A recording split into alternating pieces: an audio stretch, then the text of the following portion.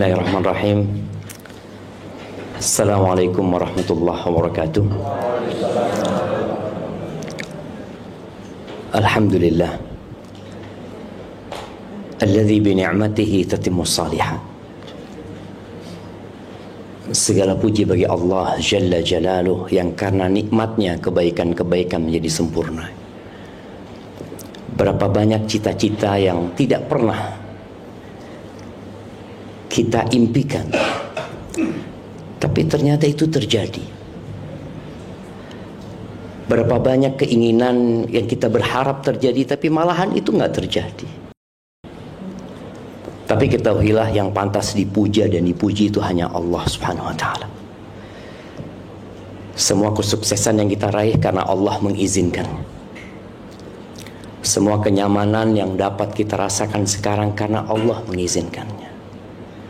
Dan ketika Allah hendak cabut nikmat itu, Allah hanya mengatakan kun, maka semuanya akan pergi. Allahumma salli wa sallim ala abdika wa rasulika sayyidina wa maulana Muhammadin wa ala alihi wa ashabi ajma'in. Ya Allah, semoga salawat dan salam Engkau curahkan terhadap hamba kekasih-Mu, baginda Nabi kita Muhammad alaihi salatu wassalam, yang kita nggak bakalan masuk surga kalau kita nggak berjalan di belakang Rasulullah SAW. Semoga salat itu bersambung untuk keluarga beliau, untuk istri-istri beliau, untuk putra-putri beliau, dan untuk seluruh sahabat Nabi. Semoga Allah meridhoi kita bersama mereka. Hari ini anak berbahagia sekali bisa sampai ke kediaman Bapak Menteri, Masya Allah. Yang anak juga nggak pernah mimpi bisa sampai sini ya. Tapi itu takdir Allah. Makanya takdir Allah itu indah. Pernah dulu ada yang menyatakan takdir itu kejam. Tahun berapa itu? Nah, iya, ada lirik lagu yang dinyanyikan oleh seseorang, kemudian lirik itu harus ditarik, MUI turun tangan. Karena itu sebagai bentuk prasangka buruk kepada Allah Azza wa Jalla. Allah itu memulai kitabnya dengan Bismillahirrahmanirrahim, yang menunjukkan bahwa semua yang ada dalam kitab itu adalah berdasarkan rahmat dan kasih sayang Allah Subhanahu wa Ta'ala. Sampai dalam sakit pun ada kasih sayang Allah. Sampai dalam gempa yang terjadi ada rahmat Allah Azza wa Jalla. Tapi kadangkala kita itu merasa sudah baik, merasa tidak pantas mendapatkan musibah tersebut. Siapa yang masih ingat dengan doanya Nabi Ayub? Nah, ana yakin bapak-bapak nggak hafal, tapi mak-mak insya Allah hafal ya, karena mereka lebih sering terzalimi. Oh, nggak kebalik? Oh, Masya Allah. Ada yang mungkin kebalik di rumahnya gitu. Apa doanya Nabi Ayub? Bapak-bapak dulu tanya. Ada hadiahnya nih insya Allah. Masya Allah, nyontek gitu loh bang. Nyontek abang tuh.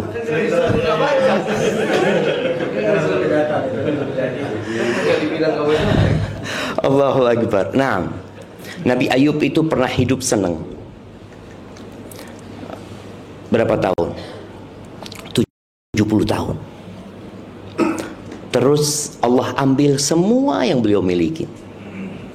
Semua harta itu habis. Nol.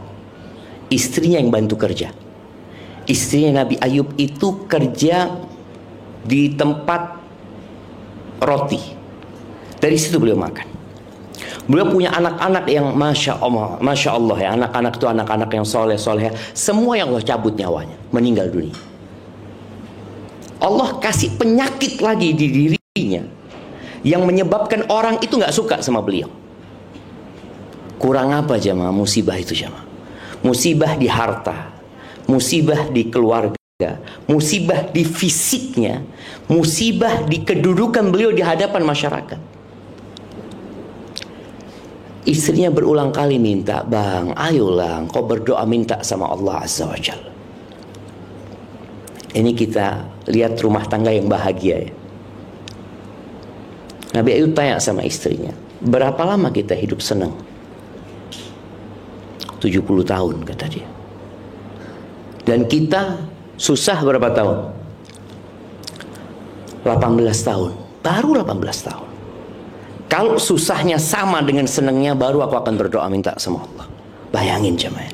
Orang ketika memandang kepada nikmat yang Allah berikan dan tidak memandang kepada musibah, ini orang akan bahagia. Tapi kebanyakan kita statusnya selalu bencana. Kalau senang dia nggak kabarkan kepada orang lain. Dapat fulus tuh nggak ada cerita.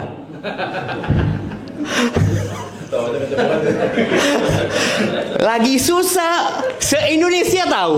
Se-Indonesia tahu dia lagi susah. Bikin status dia itu kalau lagi dapat fulus nggak ada cerita dapat rezeki, alhamdulillah nggak ada. Takut pada ngutang, pada takut minta dia. Kebanyakan kita seperti itu. Ini Nabi Ayub memandang kepada nikmat. Dia mengatakan berapa tahun kita senang? 70 tahun kata dia.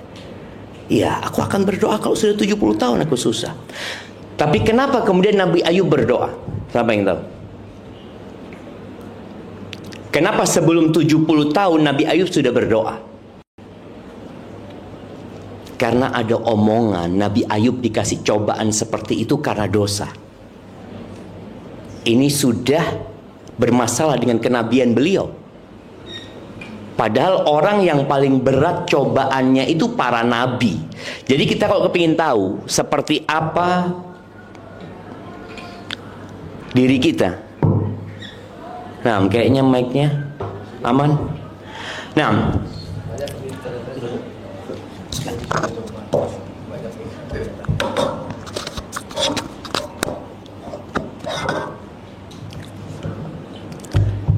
waktu Pak Menteri pegang aman tadi gitu. Kok pegang aneh jadi masalah gitu. Oh tadi isinya. Karena ada tuduhan Nabi Ayub dikasih cobaan ini karena perbuatan dosa. Padahal orang yang paling berat cobaannya itu orang yang paling kuat imannya. Jadi kita tuh kalau imannya nggak kuat ya kasih cobaan, sakit kepala, sakit apa. Tapi ketika imannya semakin kuat, Allah kuatkan cobaan. Akhirnya Nabi Ayub berdoa. Doanya Nabi Ayub setelah 18 tahun, beliau mengatakan, ya Allah ceritakan, wa ayyuba idznada rabbahu anni massani dhur. Nabi Ayub ketika memohon kepada Tuhannya, wahai Tuhanku, aku ini tersentuh dengan satu mara bahaya, satu petaka, satu bala. Wa anta arhamur rahimin. Dan engkau yang maha pengasih di antara semua yang mengasihi. Ini yang selalu harus ada pada diri kita kalau ingin bahagia. Wa anta arhamur rahimin. Jadi kita kalau kena musibah itu panggil nama Allah. Ya arhamar rahimin. Kita tetap yakin engkau yang maha pengasih di antara semua yang mengasihi. Allah tuh lebih sayang sama kita daripada pasangan hidup kita, daripada orang tua kita, daripada anak-anak kita. Jadi jangan pernah ketika terkena musibah kita langsung berburuk sangka sama Allah, merasa nggak pantas aku dapat musibah ini. Engkau siapa gitu. Ahibati fillah, sebelum lanjut bagaimana membangun rumah tangga yang bahagia, Ana kepingin tanya, siapa yang bikin tema ini? Nah, iya, Ana takut belum bahagia gitu jadi ya. Emak-emak di belakang udah pada bahagia? Kok kayaknya nggak ikhlas jawabnya gitu kan? Nah, bapak-bapak bahagia? Oh, masya Allah. Kayaknya lebih kompak bapak-bapaknya gitu kan? Nah, jadi di sini emak-emak itu susah bahagia. Mama dengar ini. Kenapa kajian? Anda kasih tahu kajian ini khusus mama seharusnya, Ustaz. Tapi ternyata mereka itu kurang bahagia karena suaminya tidak membahagiakan mereka.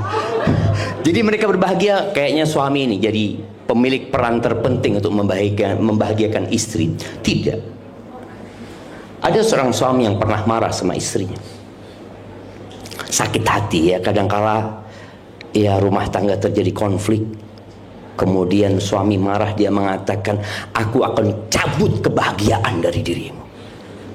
Apa kata istrinya? Nggak bisa bang. Engkau nggak bisa mencabut kebahagiaan dari diriku. Kalau kebahagiaan itu di tas, engkau tidak akan kasih aku tas. Kalau kebahagiaan itu di pakaian, engkau berhenti ngasih aku pakaian. Kalau kebahagiaan itu di harta, engkau nggak akan lagi ngasih nafkah sama aku. Tapi kebahagiaan itu ada di tempat yang engkau nggak memilikinya bang. Kata suami, di mana? Di hatiku bang. Engkau bisa ambil semua yang kau berikan kepada aku, tapi engkau nggak bisa mencabut kebahagiaan dari diriku. Ini yang harus difahamkan oleh kita bersama, jemaah. Jadi tukang sampah itu punya kesempatan bahagia seperti presiden punya kesempatan bahagia. Sama kesempatan untuk bahagianya. Karena wadah kebahagiaan itu bukan di pakaian dan bukan di jabatan, tapi di hati. Dan ini salah satu bentuk keadilan Allah Azza wa Jalla, bahwa seluruh makhluk di muka bumi ini punya hak yang sama untuk bahagia. Tapi dalam harta Allah nggak samakan. Nggak samakan. Ada orang yang miskin. Dalam fisik ada orang yang Allah bikin lahir cacat dia. Ada. Tapi Allah tidak letakkan di situ kebahagiaan gitu loh. Makanya kalau bicara para wanita,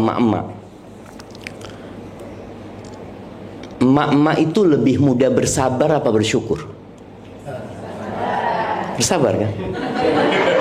Dia sabar dapat suami, sabar maksudnya. Tapi bersyukur sulit gitu loh. Sulit, betul, itu sahih itu. Gimana? Banyak masuk neraka bang, Masya Allah.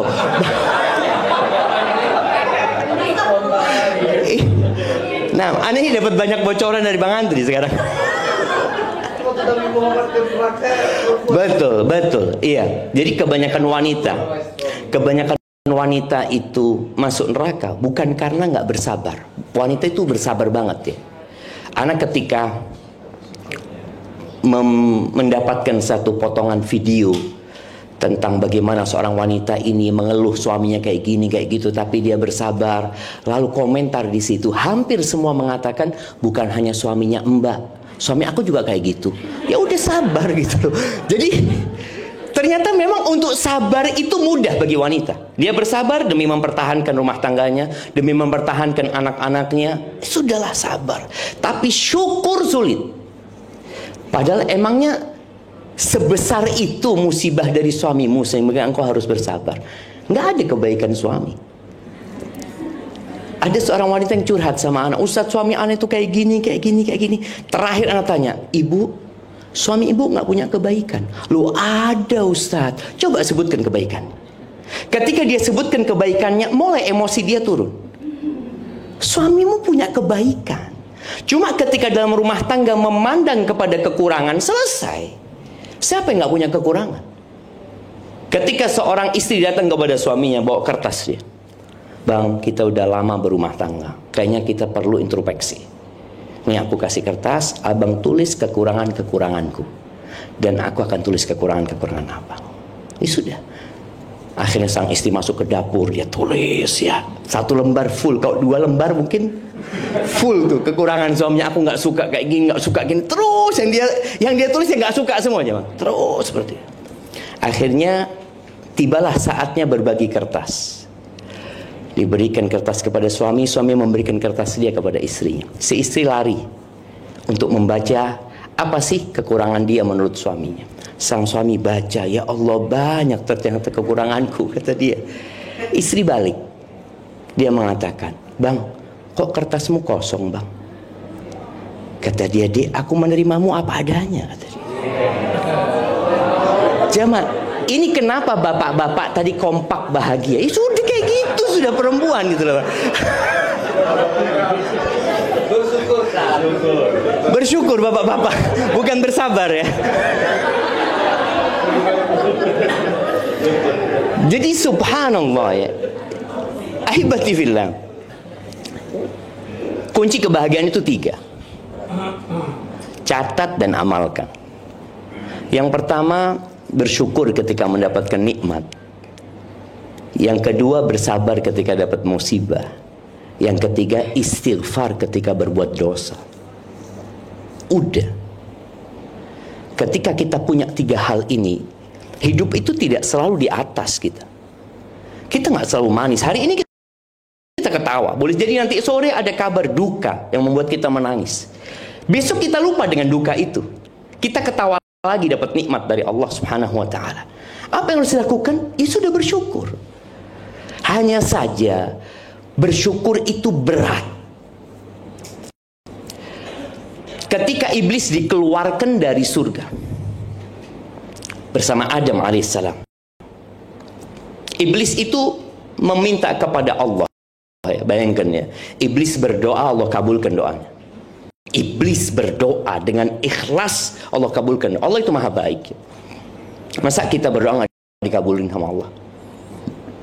Permintaan iblis, andirni ila yaum yub'atsun, tangguhkan umurku sampai hari kiamat. Maka iblis itu nggak mati. Bayangkan ya, iblis itu yang godain Nabi Adam. Kemudian dia yang godai istrinya Nabi Nuh dan kaumnya Nabi Nuh. Kemudian godai kaumnya Nabi Hud, godain kaumnya Nabi Soleh, godain kaumnya Nabi Muhammad. Sampai hari ini iblis itu ada. Dia punya berbagai macam cara untuk menyesatkan manusia. Tapi ada satu yang iblis akan kejar. Iblis mengatakan, wala tajidu aktsarahum syakirin. Allah, engkau akan dapati kebanyakan manusia itu tidak bersyukur. Dan ternyata Allah mengatakan, wa qalilun min ibadiyas syakur. Sedikit dari hambaku yang pandai bersyukur. Sedikit. Orang itu kalau dikasih harta 1 koper emas, dia kepingin berapa? 2. Dikasih 2, dia kepingin 3. Dikasih 1 rumah ini emas, dia kepingin rumah sebelah jadi milik dia.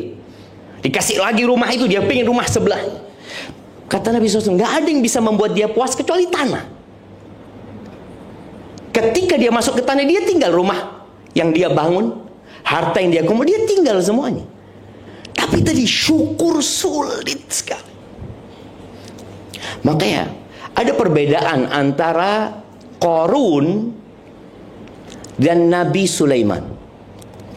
Kita tahu Qarun ini Allah berikan kekayaan kepada dia yang mungkin nggak akan pernah ada lagi orang kaya seperti Qarun. Bagaimana dengan Elon Musk ya, dengan mereka yang dikatakan duitnya berapa triliun ya. Duitnya mereka cuma angka aja. Qarun ini nyata duitnya. Nyata, dia gudang-gudangnya itu kuncinya dipikul. Kuncinya bukan hartanya, kuncinya dipikul. Emas, dia ada uangnya gitu loh. Bukan ada di bank ini enggak, ada duit dia seperti itu. Maka ketika Allah benamkan Qarun itu bersama semua hartanya. Sampai hari ini kalau orang nemu harta terpendam, apa kata mereka? Harta karun. Iya, Qarun itu dari sana. Dia mengatakan harta Qarun. Karena semua rumah dan harta Qarun dipendam. Qarun ketika disuruh berbuat baik, dan ini penting buat kita ya. Kita itu kadang-kadang disuruh berbuat baik merasa harta itu milik kita. Enggak loh. Kita itu nggak punya apa-apa aja. Maka ketika kita dengar ada musibah, kita mengatakan apa? Inna lillah. Sesungguhnya kami milik Allah. Jangan rumah ini, nyawaku milik Allah Azza wa Jalla. Tubuhku, berapa banyak orang yang keluar dari rumahnya dengan tubuh yang lengkap, pulang diamputasi kakinya. Kita lihat kejadian-kejadian seperti itu. Orang keluar dari rumahnya bisa melihat, pulang diambil matanya sama Allah SWT. Sebagai pertanda kita nggak punya, sampai diri kita nggak punya. Allah menyuruh Qarun untuk berbuat baik. Wa ahsin kama ahsanallahu ilaik. Yang pertama Allah pesan sama Qarun, wabtaghi fima ataka Allah ad-daral akhirah. Carilah dengan apa yang Allah berikan kepadamu akhirat. Kenapa? Karena akhirat itu kekal dan abadi. Kalau dunia, engkau mau sukses berapa tahun lah. Kita melihat presiden-presiden kita. Dari pertama, kemana pergi? Meninggal dunia. Oke, Pak Harto pernah 32 tahun ya menjabat. Kemana beliau? Nggak ada. Apa yang beliau bawa ketika mati? Nggak ada. Selesai, anak-anaknya menikmati. Anak-anaknya meninggal dunia nanti terus akan digantikan dengan orang lain. Maka Allah berpesan kepada Qarun, wabtaghi fima atakallahu ad-daral akhirah. Dengan apa yang Allah berikan kepadamu, ambisimu akhirat. Engkau mau punya rumah di dunia nggak apa-apa, tapi engkau punya rumah di akhirat, jangan lupa. Kau siapkan rumahmu di sana. Engkau pengen punya kebun yang indah, engkau juga punya kebun di sana ya. Subhanallah, ini pesan Allah kepada Qarun. Wala tansa nasibaka minad dunya. Tapi engkau jangan lupa, engkau masih hidup di dunia. Engkau butuh ongkos, butuh biaya. Artinya ketika orang bersedekah, jangan semuanya disedekain. Engkau gimana? Engkau punya anak, engkau punya keluarga. Tapi jangan lupa untuk cari akhirat. Anak ingat ada seorang di Solo, Anda dapat cerita. Ini keluarga yang bahagia, Masya Allah. Seorang ayah itu setiap dia mengeluarkan uang buat keluarganya, dia keluarkan nominal yang sama untuk disodakohkan. Uang belanja 2. Belanja di rumahnya anggap 5 juta, 5 juta dia kirim ke pesantren. Dia kirim ke anak yatim piatu. Beli baju dia 2. Selalu dia pakai sendiri, dia 1 dia sodakohkan. Sampai suatu hari dia beli mobil. 2 dia beli mobil. Anaknya protes, "Abah, kalau baju 2 oke lah, nggak terlalu mahal ya. Belanja 2 oke. Mobil anak-anaknya dikasih lah." Apa kata ayahnya? "Nak, ayah ini bukan hanya ingin naik mobil di dunia, nak. Ayah ingin ketika di padang mahsyar tuh, ayah naik mobil juga, nak," kata dia. Kita kadang-kadang nggak paham, cuma kita berpikir harta kita itu yang kita simpen. Enggak, itu akan dinikmati oleh orang lain. Maka Allah berpesan kepada Qarun itu. Lalu Allah katakan kepada Qarun, "Wa ahsin kama ahsanallahu ilaik." Berbuatlah baik engkau kepada hamba-hambaku, kepada makhluk-makhlukku, sebagaimana Allah berbuat baik kepadamu. Artinya kita berada dalam posisi yang nikmat itu karena Allah kasih. Oh, ini karena usaha, karena perjuangan, nggak ada. Kita bisa melihat kalau usaha, berapa banyak orang yang usahanya lebih berat dari kita, Allah nggak kasih. Bicara rizki sekarang, berapa banyak orang-orang yang berkeringat dari jam 7 dia di bawah mentari sampai jam 4 sore, dia cuma dapat 150 ribu. Sebagian kita tidur-tiduran, jutaan dia dapatkan. Engkau berpikir karena usahamu? Maka Allah katakan, "Wa ahsin kama ahsanallahu ilaik wa la tabghil fasada fil ardi." Jangan membuat kerusakan di muka bumi ini. Jangan. Innallaha la yuhibbul mufsidin. Allah nggak suka dengan orang yang membuat kerusakan. Di antara bentuk kerusakan itu adalah dosa. Apa kata Qarun ketika dikasih nasihat? Qarun mengatakan, "Innama utituhu ala ilmin indi." Aku bisa sukses seperti ini, aku bisa mendapatkan kedudukan seperti ini karena ilmu yang diberikan kepada aku. Dia mengatakan aku, saya, ana. Nggak ada Allah dalam lisan dia. Aku. Apa yang terjadi? Allah benamkan dia bersama rumahnya semua. Tinggal cerita Qarun. Maka hindari kata-kata aku. Semuanya karena Allah Azza wa Jalla. Nabi Sulaiman ketika melihat singgasana Ratu Balqis dipindah ya dari Yaman, dari Sabah Yaman itu ke Masjidil Aqsa. Dalam hitungan kejapan mata, Nabi Sulaiman belum menutup matanya, singgasana itu udah ada. Apa kata Nabi Sulaiman? "Hadza min fadli Rabbi." Beliau mengatakan, ini karunia dari Tuhanku. Ini karunia dari Tuhanku. Tidak ada kata aku. Oh, ini karena kedudukanku di sisi Allah. Enggak. Hadza min fadli Rabbi liyabluwani, untuk menguji aku. Ashkuru am akfur. Aku bersyukur atau aku kufur. Poinnya di situ. Maka usahakan kita bersyukur ya. Hindarin kata-kata ana ketika kita hendak melakukan sesuatu. Momen kita punya rencana sama keluarga, sama istri, atau sama masyarakat. Katakan insya Allah, kalau Allah berkehendak. Ingat pesawat Lion yang berangkat pagi hari dari Jakarta menuju ke Pangkal Pinang. Ya, pesawat baru itu jemaah. Iya, Boeing 7. Nah, kita bayangin ya, semua yang naik pesawat itu punya rencana. Semua yang naik pesawat itu sudah booking hotel. Semua yang naik pesawat itu sudah ditunggu sama keluarganya. Dan ternyata pesawat itu nggak pernah landing, jemaah. Selama-lamanya. Selama-lamanya. Supaya kita tahu kita ini hamba Allah Azza wa Jalla. Kalau engkau ingin bahagia tadi, syukuri nikmat yang Allah berikan. Yang kedua, bersabar. Dalam rumah tangga, ya bapak-bapak, mungkin istrinya insya Allah tidak separah istrinya Nabi Nuh. Ya, istrinya tidak separah istrinya Nabi Lut. Nah, yang suami Ya, ini bapak-bapak, yang istri, mak-mak, jangan lupa insya Allah istrimu tidak sejahat Fir'aun. Nah, kita tahu ya, istrinya Nabi Nuh di neraka, istrinya Nabi Lut di neraka, istrinya Fir'aun di surga. Antum bisa bayangin, kita itu akan dihisap masing-masing. Engkau jangan berpikir kalau engkau punya suami baik, engkau pasti masuk surga. Kata siapa? Tadi ketika seorang wanita, Ustaz, anak punya suami, Ustaz, nggak mau diajak belajar, sholatnya telat-telat, bolong-bolong, ini itu, engkau akan dihisap sendiri nantinya. Jadilah seperti istrinya Fir'aun yang sabar menghadapi Fir'aun. Insya Allah tadi suami-suaminya nggak seperti Fir'aun lah jamaah. Ya ada sedikit lah, mungkin mirip gitu ya. Nggak, tapi nggak sejahat Fir'aun. Jadi bersabarlah. Dan ya di antara bentuk syukur dan sabar ya, ada istri yang mengatakan, Ustaz, suami anak nggak baik, apakah anak tetap harus taat dan patuh kepada dia? Tetap. Melayani suami, tetap.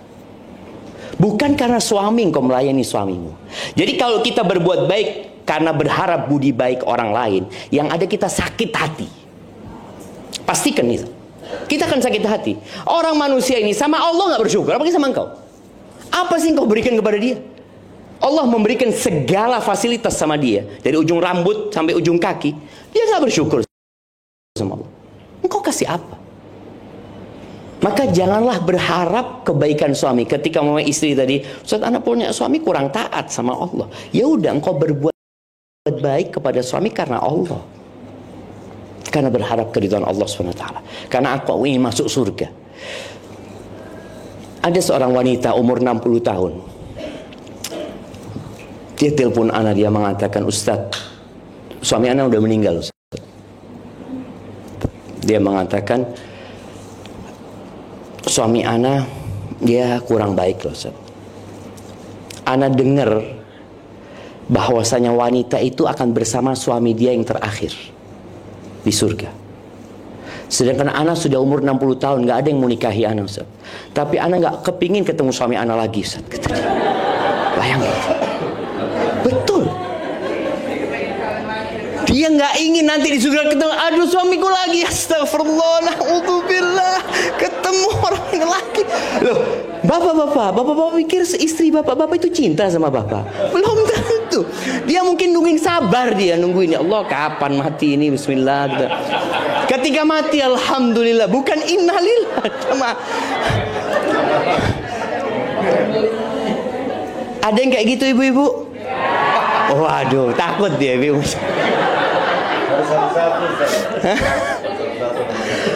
Nah, artinya itu ada. Maka di sini ketika engkau berbuat baik kepada suami karena Allah SWT. Tapi ingat, ketika suamimu baik masuk surga, nanti di surga enggak seperti suamimu di dunia gitu ya, yang suka maki, yang suka emosi, enggak. Karena kalau sudah masuk surga semuanya akan baik gitu loh. Dan kesabaran wanita itu kalau ingin masuk surga juga sabar untuk punya anak.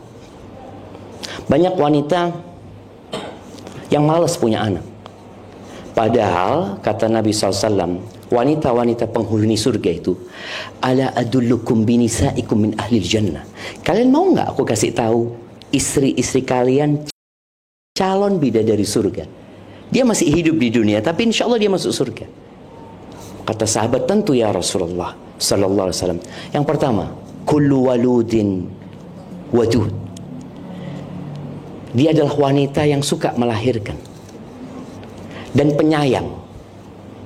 Karena kalau bicara suka melahirkan nggak penyayang, bahaya dengan pendidikan anaknya.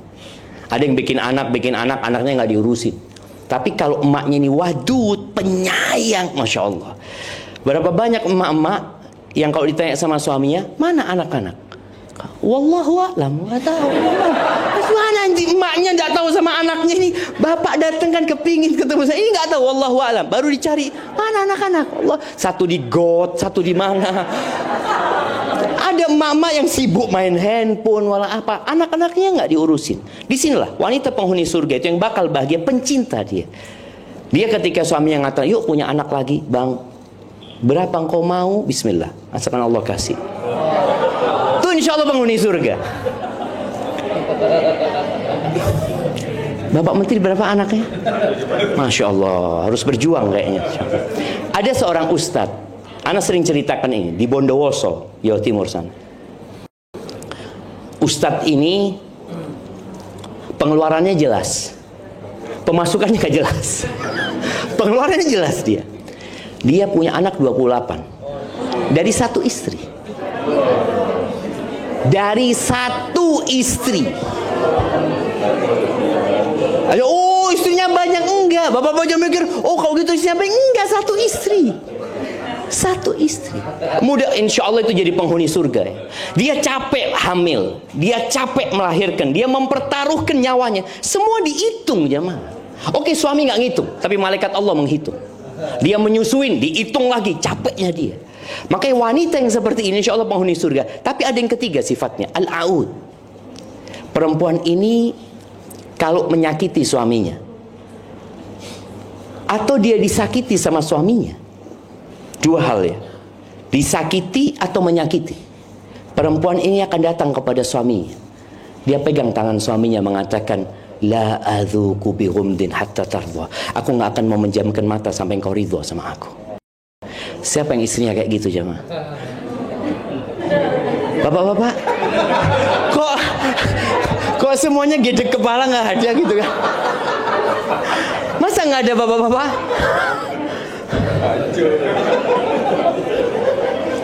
Nah, ahibati fillah. Ini bicara iman ya, bicara iman tadi. Sebenarnya ketika wanita melakukan itu, dia berharap surga Allah. Makanya seorang laki-laki yang minta maaf ketika dia melakukan kesalahan, itu laki-laki yang jujur.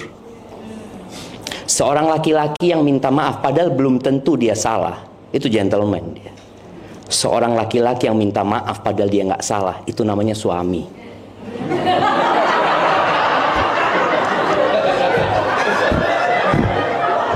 Betul bapak-bapak?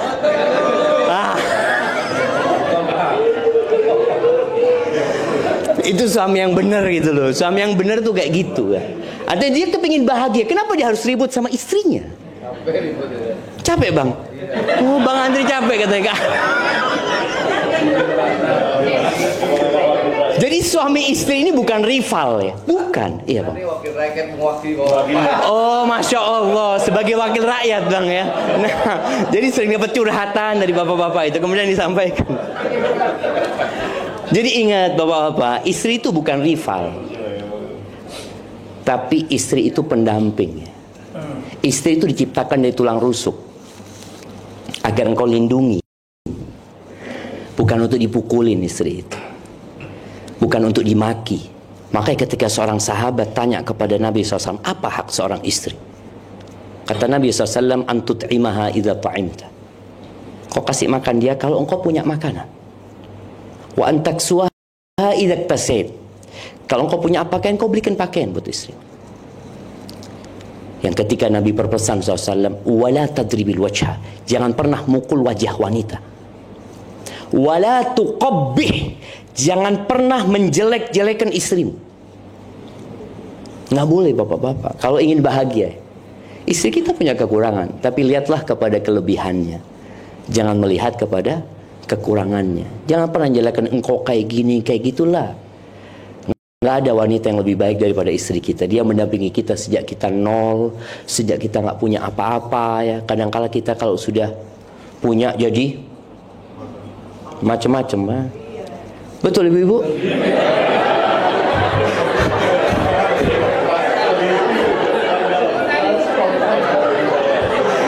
Allahumma salli wa sallim ala Muhammad. Nah, taib, yang terakhir tadi kita bicara bersyukur kalau dapat nikmat. Ingat jangan pernah mengingat diri kita kalau dapat nikmat itu dari Allah. Bersabar, dan kalau kita bersabar, jadi tingkatan orang kena musibah itu ada 4. Yang pertama namanya jaza, yang kedua namanya sabar, yang ketiga namanya ridho, yang keempat namanya syukur. Bayangin ya, musibah itu ternyata mengantarkan ke syukur. Tingkatan yang nggak boleh itu jaza. Jaza itu orang yang tidak menerima takdir Allah. Dia yang ketika dapat musibah Kemudian dia mengatakan andai kata, nggak bisa. Andai kata itu tidak bisa menghidupkan yang mati. Andai kata itu tidak bisa membuat kecelakaan itu tidak terjadi. Nggak bisa. Makanya ada seorang di Jember ya, ketika dia pulang kerja, dia lihat anaknya ngambang. Dia punya sarang walet, sarang walet ya. Biasanya ada kolamnya. Anaknya itu ngambang, sudah meninggal dunia, terapung di sana. Dia gendong anaknya, dia ciumi anaknya, lalu dia menyesal, ya Allah, andai kata aku nggak punya sarang burung ini, andai kata aku nggak punya kolam ini. Ucapan andai kata itu, apakah akan mengembalikan kehidupan anaknya? Nggak akan gitu loh. Ada orang yang kemudian merobek-robek bajunya, lempar-lempar piring. Siapa yang pernah lempar piring? Bapak-bapak, ada yang istrinya pernah lempar piring? Alhamdulillah, nggak ada jemaah. Iya, artinya dia nggak nerima dengan apa yang terjadi. Ini namanya jaza, dan itu haram, nggak boleh. Secara akal tadi, secara akal sehat nggak berguna kau melakukan itu. Yang kedua, sabar. Kok jadi mati jemaah? Hah? Ada yang sabotase di belakang. Masya Allah. Gara-gara itu syukur. Nah, yang kedua itu sabar. Sabar itu artinya nahan diri. Nahan diri dari mengucapkan atau melakukan perbuatan yang secara akal sehat nggak diterima dan secara agama nggak diterima. Umpamanya tadi ada seorang wanita nangis boleh, jangan wanita ya, bapak-bapak juga nangis itu boleh atas musibah ya. Tapi ketika teriak-teriak ya, kemudian dia lempar sesuatu, nggak ada gunanya. Allah katakan wabasyiris sabirin, berikan kabar gembira kepada orang-orang yang sabar. Dan ingat, sabar itu bukan dengan berjalannya waktu. Sabar itu ketika hempasan pertama, ketika engkau dengar berita musibah, apa yang kau lakukan ketika itu? Apabila engkau mengatakan inna lillahi wa inna ilaihi rajiun, ini bukan hanya kematian jemaah ya. Inna lillahi ini bukan hanya kematian, musibah apapun. Kita katakan inna lillahi, sesungguhnya kami milik Allah dan kami akan kembali kepada Allah Azza wa Jalla. Itu sabar. Tingkatan yang selanjutnya namanya ridho. Kalau sabar itu masih nahan ya, kepingin teriak tapi dia tahan, kepingin lempar sesuatu dia tahan. Pahit sabar itu. Naik tingkatan selanjutnya namanya ridho. Dia mengatakan insya Allah ada hikmahnya, Allah itu maha baik. Udah mulai dia ridho. Yang keempat syukur. Dia bersyukur dengan musibah. Bayangin, dia mengatakan kena alhamdulillah musibahnya nggak lebih besar dari ini. Contoh ya, orang ketika kecelakaan kakinya patah, bagaimana dia bersyukur? Alhamdulillah cuma satu ya Allah. Allah bisa bikin dua-duanya. Allah kasih satu, alhamdulillah. Jadi orang itu masih bersyukur karena melihat, loh ternyata nikmat Allah itu banyak sebenarnya yang membuat kita bersyukur. Maka berusaha untuk menjadi yang lebih baik. Yang ketiga, istighfar kalau berbuat dosa. Bab istighfar ini, siapa yang nggak berbuat dosa? Jamaah, Abu Bakar As-Siddiq itu dijamin masuk surga. Abu Bakar itu pernah datang kepada Nabi SAW, mengatakan, ya Rasulullah, ajarin aku doa yang aku baca ketika sholat. Apa doanya? Bapak-bapak,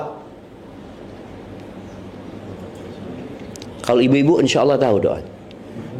Ibu-ibu apa doanya? Doanya Abu Bakar yang dikasih Nabi SAW dibaca waktu sholat. Allahumma inni zalamtu nafsi zulman katsira. Ini Abu Bakar dijamin masuk surga. Dikasih doa, Abu Bakar katakan dalam sholatmu, ya Allah, sesungguhnya aku mendolimi diriku dengan kezaliman yang banyak. Sesungguhnya aku banyak berbuat dosa ya Allah. Pengakuan kepada Allah. Wala yaghfiru dzunuba illa anta. Dan gak ada yang bisa ngampuni dosa kecuali engkau ya Allah. Semuanya milik Allah Azza wa Jalla. Faghfirli, ampuni aku ya Allah. Maghfiratan min indik, ampunan dari sisimu. Warhamni, kasihi aku ya Allah. Innaka antal ghafur rahim. Kalau Abu Bakar disuruh minta ampun sama Allah, apalagi orang-orang kayak kita. Maka nasihat anak kalau ingin bahagia, tiap hari istighfar 100 kali paling enggak. Nabi SAW habis salat duha itu beliau baca Rabbil firli wa tub alayya innaka antat tawwabur rahim 100 kali. Kita banyak dosa cuma. Dan yang menyebabkan orang tidak bahagia itu gara-gara ada dosa di hatinya. Karena dosa ini akan jadi noktah hitam di hati. Kita tahu ya, ada orang yang ada Apa di jantungnya? Kadang-kala harus pasang ring karena ada. Kenapa orang pasang ring? Ada penyumbatan yang menyebabkan kadang-kala kita nggak bahagia karena banyak penyumbatan di jantung kita, cuman. Yang caranya dengan banyak istighfar. Antum duduklah, tiap hari duduk. Ya, istri ngomong tunggu dulu lah, aku mau istighfar dulu. Hitung 100 kali. Ngitung pakai tangan lebih utama. Mau pakai tasbih ya nggak apa-apa kalau di rumah mau pakai tasbih. Tapi yang lebih baik pakai tangan, dihitung 100 kali. Istri manggil, afwan belum selesai. Bang, kenapa? Habis berbuat dosa kau bang? Memang aku banyak dosanya gitu loh. Jadi kadang-kadang istri kalau lihat suami di pojokan istighfar, habis berbuat dosa apa bang? Loh, tiap hari aku banyak dosanya. Jadi ini rutinitas. Jadi bukan bicara nunggu berbuat dosa. Kita berbuat dosa. Makanya juga penting buat kita semua, nasihat anak, untuk belajar mana yang dosa dan mana yang bukan dosa. Gimana kita akan istighfar kalau kita merasa fan-fan aja ya? Nggak ada sih Ustaz, alhamdulillah orang baik kan Ustaz. Maka belajar mana yang dosa dan mana yang bukan dosa. Barakallahu fiik, itu mungkin dapat Anda sampaikan. Kalau ada pertanyaan, monggo, tafadhol.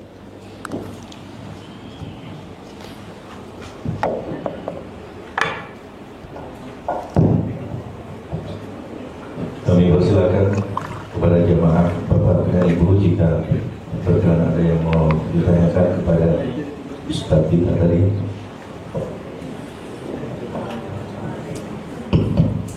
Assalamualaikum warahmatullahi wabarakatuh. Waalaikumsalam warahmatullahi wabarakatuh. Jazakallah khair Ustaz atas ilmunya, bermanfaat sekali. Dan semoga Allah senantiasa memberkahi Ustaz, keluarga, Allahumma amin. dan bapak-bapak dan ibu yang ada di sini semua. Allahumma amin. Izin bertanya Ustaz mengenai bersyukur kenikmatan yang diberikan kepada kita serta berujung pada sedekah. Mana yang didahulukan ketika kita mendapat rezeki, tapi rezeki itu sebenarnya tujuannya adalah dikumpulkan untuk berhaji. Nah, ketika uangnya belum cukup, lalu dimana kita juga ketika kita mendapat rezeki itu kan kita juga harus berbagi dulu ya Ustaz sebelum kita mengambil rezeki tersebut. Besarannya itu katanya kan ada yang bilang 2,5%, tapi kata orang soleh bilang lebih baik bisa 10%, 20% itu bagus kalau kita ngomong persentase ya Ustaz. Bagaimana, apa yang diupayakan dulu? Apakah kita membaginya itu, jadi ada kayak rasa takut, karena kan uang haji itu mahal ya Ustaz ya, jadi kita mendahulukan yang mengumpulkannya dulu atau membesarkan yang kita bagi kepada orang lain. Itu pertanyaan Ustaz. Jazakallahu khair. Assalamualaikum warahmatullahi wabarakatuh. Waalaikumsalam warahmatullahi wabarakatuh. Bicara rizki dan sedekah ya, ada satu perhitungan hari akhir ya. Kita ini perlu tahu kira-kira nanti di akhirat kita ini seperti apa dihitung sama Allah SWT. Perhitungan sodakoh pada hari akhir itu persentase ya, bukan jumlah nominal. Persentase. Nabi SAW pernah mengatakan sabaqa dirhamun mi'ata dinar. Uang 1 dirham itu, 1 dirham itu anggap 100 ribu, bisa mengalahkan uang 100 juta. Mi'ata dinar itu bukan 100 juta, 425 juta. Uang 100 ribu bisa mengalahkan 425 juta. Sahabat heran, gimana ya Rasulullah? Ini orang hanya punya uang 200 ribu, hanya punya uang 2 dirham. Dia sedekahkan 1 dirham. Berapa persen ya sedekahkan? 50%. Sedangkan orang yang sedekah 425 juta, dia cuma ngambil dikit dari gudang emas dia. Dikit, mungkin 0,0%, 0,01%. Jadi supaya kita tahu, ketika kita kaya, kemudian kita banyak sodako, yang dihitung persentase, antum sodako 100 juta, seakan-akan banyak kan? Uang antum 10 M. 100 juta berapa cuma? 1%. Tuh orang yang sodako mungkin sodako 100.000 lebih besar daripada antum. Nanti di hari kiamat seperti itu perhitungan. Makanya jangan pernah berpikir orang miskin itu, oh orang itu Masya Allah sodakonya 100 juta ya, ana cuma bisa 100.000. Boleh jadi 100.000 mengalahkan 100 juta. Jadi jangan takut ketika hidup miskin, antum bisa sodako. Tadi bicara sodako, nggak perlu nunggu jadi orang kaya. Dan insya Allah ketika miskin ya, kita lebih mudah sodako. Orang itu kalau punya uang 200.000, sodako 100.000 itu mudah. Tapi punya uang 1 M, sodako 500 juta. Sholat istikharah 2 hari. Sholat lagi ya. Padahal sama, nilainya sama persis. Betul bang? Sama 50% nilainya. Tapi dia berat gitu loh. Makanya usahakan ketika belum punya itu mulai sodako, mulai bersodako. Kalau tadi umpamanya gimana? Ketika kita mau berangkat haji, ingat haji itu kewajiban bagi yang mampu. Allah itu tidak pernah memberatkan hambanya. Ketika tidak mampu berangkat haji, nggak usah memaksakan diri. Tapi boleh kan Ustadz ingin berangkat haji? Boleh. Ada orang kan nggak mampu, aku mau nabung lah kepingin berangkat haji. Padahal dia nggak mampu. Dalam hitungan itu dia nggak mampu. Biaya itu dia nggak mampu. Nggak apa-apa. Sekarang gimana cara nabungnya? Bebas-bebas aja sebenarnya. Ketika kita menabung tapi kita tetap sodakoh. Kan ada orang yang mengatakan sudah, anak kayaknya sulit sodakoh sekarang Ustadz, soalnya duitnya aku pakai nabung. Bismillah. Sebagian engkau tabungkan, sebagian engkau sodakohkan. Berapa persen jumlahnya terserah keberanianmu dan keimananmu. Ini bicara iman. Yang wajib 2,5% itu zakat. Dan zakat itu wajibnya setahun sekali. Haul ya, sampai nisabnya. Nisabnya zakat itu kira-kira 83 atau 85 gram emas murni. Itu nisabnya. Dan tolong dihitung ya, bagi bapak-bapak, ibu-ibu yang punya uang itu, jangan mengeluarkan sekedar, oh insya Allah sudah, nggak, harus dihitung. Karena ketika ada 1 juta umpamanya zakat yang kita tidak keluarkan, itu bukan hak kita, jadi haram buat kita. Kalau punya uang 1 M zakatnya 25 juta. Ada seorang syekh ya, dia mengatakan, banyak orang konsultasi zakat sama, tapi duitnya cuma ya 5M, 10M. Yang duitnya triliunan gak pernah konsultasi zakat. Iya, manusia itu ternyata semakin kaya semakin bakhil, semakin takut godaannya harta ya. Saya semakin takut, padahal tetap 2,5% loh. Dulu kalau dia punya uang 1M, 25 juta dia keluarin. Motor 1 dia keluarin tuh. Ketika dia punya 1 triliun, berapa M dia keluarkan? 25 miliar. Itu dia mikir, ya Allah banyak banget. Enggak, sama 2,5% gitu. Maka tadi itu zakat. Jadi ketika ibu uang tabungannya nanti sampai ke nisab, oh sampai 100 juta umpamanya, oh udah ada zakatnya nih, keluarkanlah 2,5 juta. Oh berarti tabungannya berkurang? Enggak, zakat itu tidak mengurangi tabungan. Zakat itu menambahkan berkah di tabungan tersebut. Jadi sebenarnya kalau bicara berapa persen bebas ya. Memang yang wajib itu 2,5%. Ada dulu ulama kaya di Mesir ya, kalau nggak salah Abu Zur'ah namanya. Dia nggak pernah wajib zakat. Orang kaya yang nggak wajib zakat, bayangin nih. Gimana orang kaya tapi nggak wajib zakat? Karena setiap tahun dia hitung duitnya itu di bawah nisab, di bawah 85 gram emas. Dia dapat rezeki, dia bagikan. Jadi tapi akhir tahun tetap dia hitung. Berarti yang dia bagikan itu bukan zakat, itu sedekah. Seperti itu. Barakallahu fikum. Insyaallah. Jadi ingat, haji ini bagi yang mampu. Kemudian ketika kita mau berbagi, yang paling berhak mendapatkan sedekah kita adalah kerabat kita ya. Kerabat kita. Jangan kita ngasih orang jauh, ternyata kita punya keponakan susah hidupnya. Kita punya bibi, kita punya paman susah hidupnya. Dan biasanya berbuat baik kepada orang lain itu ada yang cerita. Tapi kalau kepada kerabat itu diem dia, nggak cerita, malu dia. Dan insya Allah itu akan lebih ikhlas, insya Allah. Barakallahu fikum. Nah, pertanyaan selanjutnya. Assalamualaikum warahmatullahi wabarakatuh.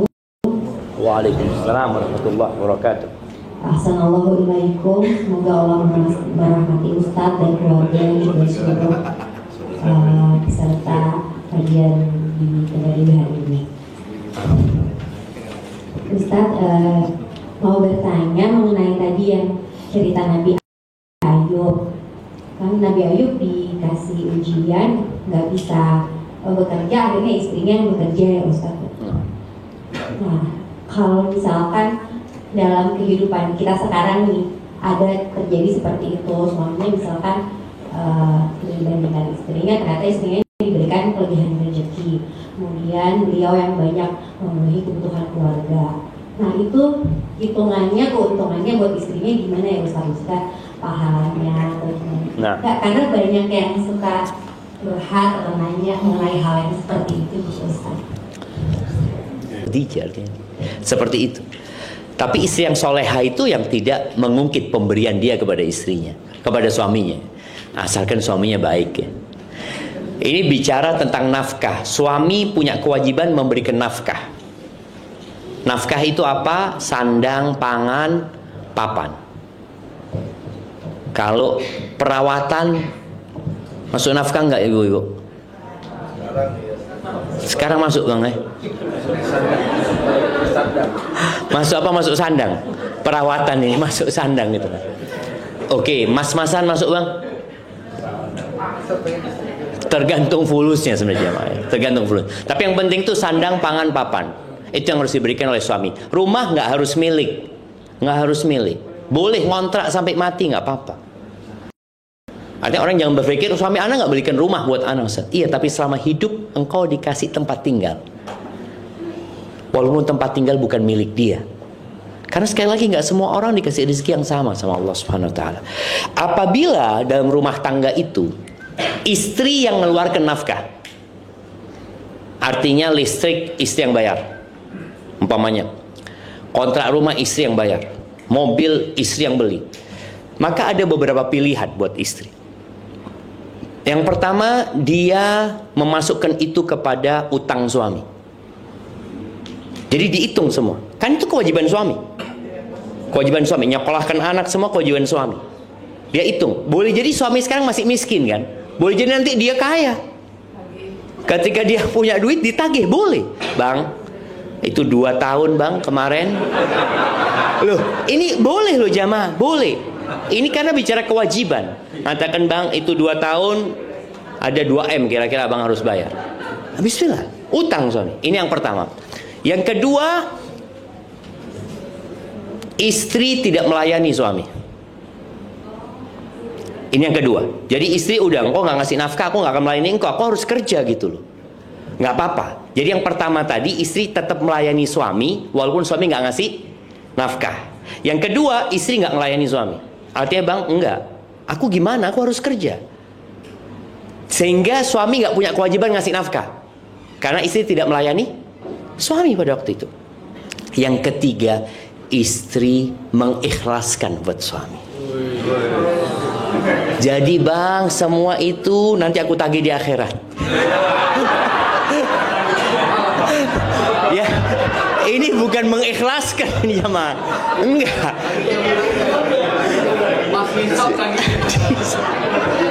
Jadi bukan. Jadi kalau ikhlas itu artinya dia tidak nagih di akhirat. Dia mengatakan bang, yang semua aku berikan itu aku sodakoh. Karena pernah ada seorang wanita di masa Nabi SAW. Wanita ini hadir di kajian Nabi Muhammad SAW. Nabi nyuruh mereka sodakoh. Akhirnya perempuan ini namanya Zainab, istrinya Ibnu Mas'ud. Ibnu Mas'ud ini miskin ya, dia kerja serabutan. Kadang-kadang ada yang dia bawa, ada yang nggak, kadang-kadang nggak dapat apa-apa. Akhirnya istrinya ngomong, aku kayaknya nggak bisa bantuin engkau. Bertemu sama Bilal. Ternyata di depan rumah Nabi SAW ada perempuan lain dari kalangan Ansor, namanya juga Zainab. Sama-sama mau bertanya tentang masalah itu. Akhirnya Zainab ini ngomong sama Bilal, Bilal tanyakan sama Nabi SAW, tapi jangan ngomong aku yang tanya ya. Kenapa? Karena Ibnu Mas'ud ini sudah kayak keluarga sama Nabi SAW gitu loh. Dia karena kan mau ngadukan suaminya gitu kan. Kasih tahu. Akhirnya Bilal ngomong, ya Rasulullah ada perempuan tuh di luar tuh, tanya masalah ini. Siapa kata Nabi SAW? Zainab. Ayyuz Zayanib. Zainab yang mana? Zainab bininya Ibnu Mas'ud. Oh kata Nabi SAW. Sampaikan kepada dia, yang dia berikan kepada suaminya itu sodakoh. Jadi nilainya sodako. Maka kalau sodako jangan sodako ke tempat yang jauh, sedangkan suaminya sendiri nggak mampu. Tapi ada suami-suami yang kurang ajar. Istrinya sodako, kawin lagi dia sama duitnya istrinya. Na'udzubillah. Ada bang.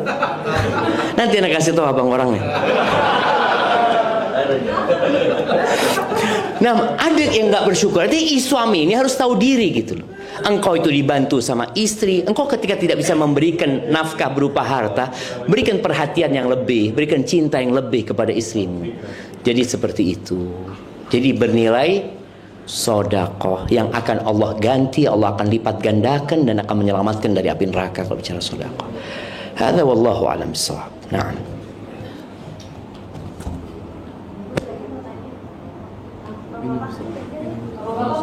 Di sini ada bapak-bapak, mic-nya bisa nih.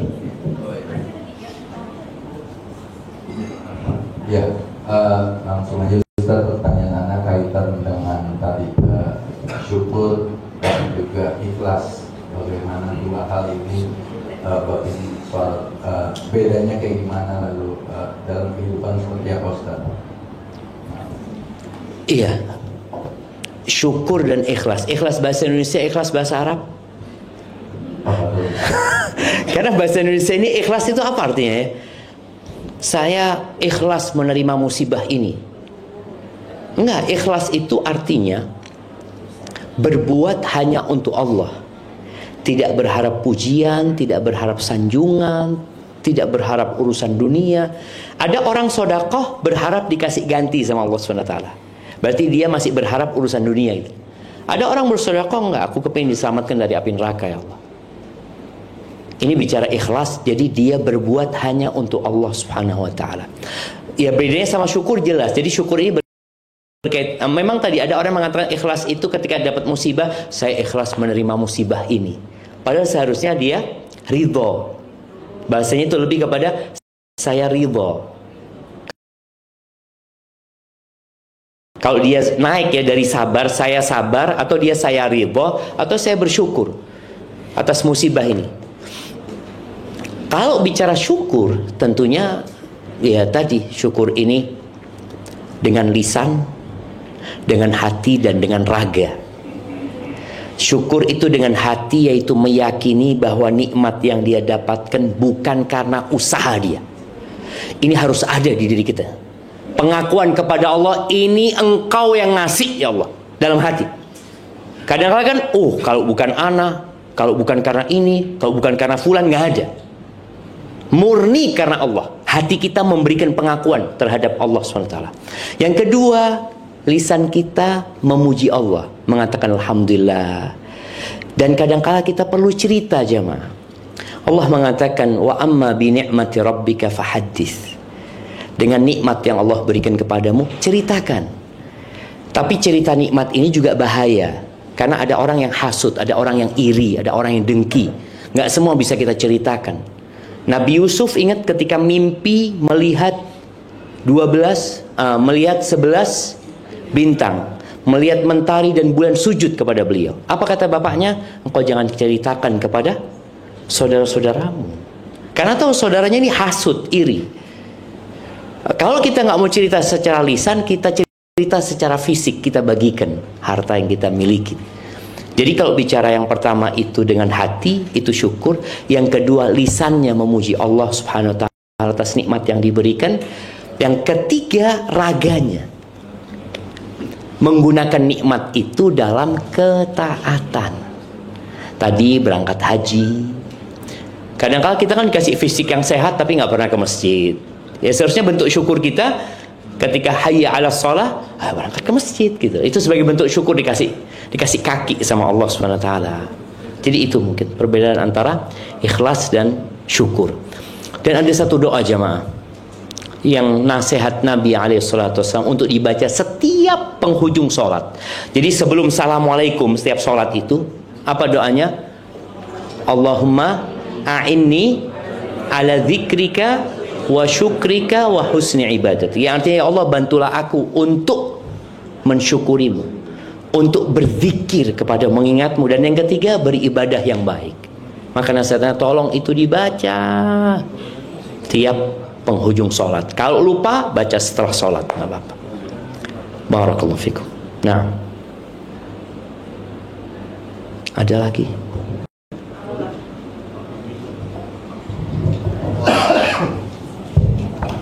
Assalamualaikum warahmatullahi wabarakatuh. Waalaikumsalam. Izin langsung Ustaz. Terima kasih pencerahannya hari ini tadi. Saya lebih tertarik ingin tahu lebih detail. Ini mungkin teknis bagi saya pribadi, belum tahu, dan mudah-mudahan bagi yang lain yang tahu mungkin juga bisa dapatkan pencerahan terkait tadi untuk mengeluarkan zakat. Mungkin Ustaz bisa memberi gambaran secara Contoh real. Sebetulnya menghitung harta kita yang wajib dikeluarkan zakat itu seperti apa? Contoh misalnya, apakah rumah itu juga dihitung, mobil dihitung, atau hanya harta yang masih berupa uang, emas, yang perhiasan yang disimpan? Kemudian yang kedua, waktunya itu sebetulnya di apakah awal tahun, akhir tahun kita menghitungnya, atau pada saat sama-sama dengan zakat fitrah Di bulan Ramadan. Ya. Masya Allah jemaah. Ya, ini pertanyaan yang menarik sekali ya berkaitan dengan zakat. Dan memang kita ini perlu memberikan sosialisasi kepada masyarakat. Zakat itu ada zakat harta, ada zakat pertanian ya.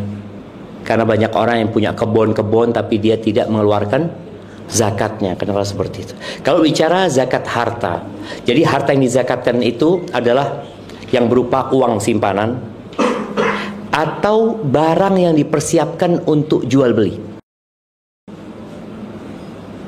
Jadi kalau kita punya mobil, memang kita bikin jual beli. Kita beli, dijual. Yang rental enggak? Enggak, rental zakatnya itu dari hasilnya. Rumah, kita bikin rumah untuk dijual, itu ada zakatnya. Tapi kita bikin rumah untuk dikontrakkan, nggak ada zakatnya. Zakatnya itu dari hasil kontrakannya nanti. Jadi yang dizakatin itu tadi harta yang kita simpan, baik itu berupa emas, berupa uang ya, perhiasan, ada khilaf di antara para ulama. Itu nanti dinilai. Kemudian kita punya rumah, anak beli rumah Ustaz untuk investasi mau dijual nih. Itu ada zakatnya. Tapi kalau rumah enggak, ini insya Allah buat anak, nggak ada zakatnya. Kita punya sawah umpamanya, ini insya Allah rencana anak mau bikin sekolahan atau apa. Jadi ada rencana-rencana bukan untuk jual beli, itu nggak ada zakatnya. Jadi yang berupa harta simpanan dan yang diniatkan untuk jual beli, jadi modal gitu loh. Ya, itu jadi zakat. Kalau kita punya motor 10, nggak ada zakatnya. Kalau kita memang nggak niat untuk jual beli, kita punya mobil banyak gitu loh, nggak ada zakatnya. Jadi subhanallah, Islam itu benar-benar sayang gitu loh, nggak diperes orang ini. Dan zakat itu kapan menghitungnya? Pertama, zakat itu dihitung ketika sampai nisab. Umpamanya anak nabung duit ya, atau anak dapat rezeki 100 juta. Ketika dapat rezeki 100 juta, belum wajib zakatnya. Nunggu setahun. Karena boleh jadi duit ini dipakai buat beli ini, buat itu. Jadi Allah tuh sayang sama hambanya. Boleh jadi umpamanya dapat uang itu bulan Ramadan. Ternyata nanti sampai bulan Sya'ban duitnya tinggal 20 juta. Nggak ada zakatnya. Karena nggak sampai nisab. Nisabnya itu 85 gram emas. Berputarnya itu setahun. Dari sejak kita memiliki sampai setahun kemudian. Dan zakat itu boleh digabungkan. Umpamanya kita bulan sekarang nih, bulan Dzulhijjah ya. Bulan Dzulhijjah kita dapat uang 100 juta. Kemudian bulan Muharram kita dapat uang 100 juta. Kan beda akhir tahunnya kan. Tapi boleh digabungkan. Pokoknya semuanya aku keluarkan di bulan Dzulhijjah. Pokoknya aku mau lebaran haji, aku mau keluarkan zakatnya. Jadi mensegerakan zakat itu boleh, menunda nggak boleh. Umpamanya orang wajib zakat di bulan Sya'ban sebelum Ramadan. Terus dia mengatakan, nanti aku keluarkan di bulan Ramadan. Dosa dia. Karena hak fakir miskin itu sejak sampai 1 tahun kau harus keluarkan. Sudah bukan hak kita gitu. Itu berkaitan dengan zakat. Zakat pertanian ya, khususnya makanan-makanan pokok seperti padi, jagung, itu setiap panen. Kalau airnya gratis itu 10%. Kalau pengairannya bayar itu 5%. Jadi dari gabah ya, dari gabah seperti itu. Itu zakat yang perlu dikeluarkan. Barakallahu fikum. Baik jamaah, ada lagi? Tafadhal.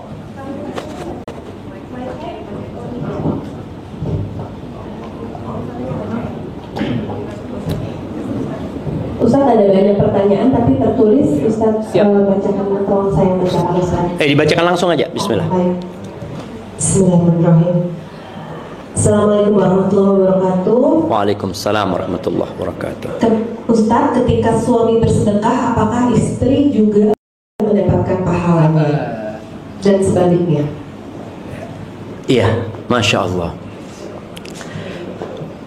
Jadi ada yang namanya saling tolong menolong dalam kebaikan.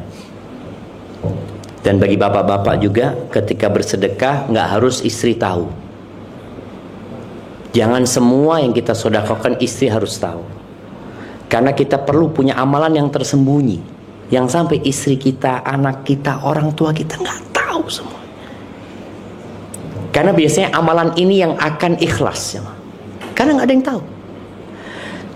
Tapi ketika seorang istri mendorong suaminya untuk sedekah, kemudian suaminya sedekah, maka istri akan dapat bagian pahala. Karena dia yang membujuk suaminya untuk sedekah.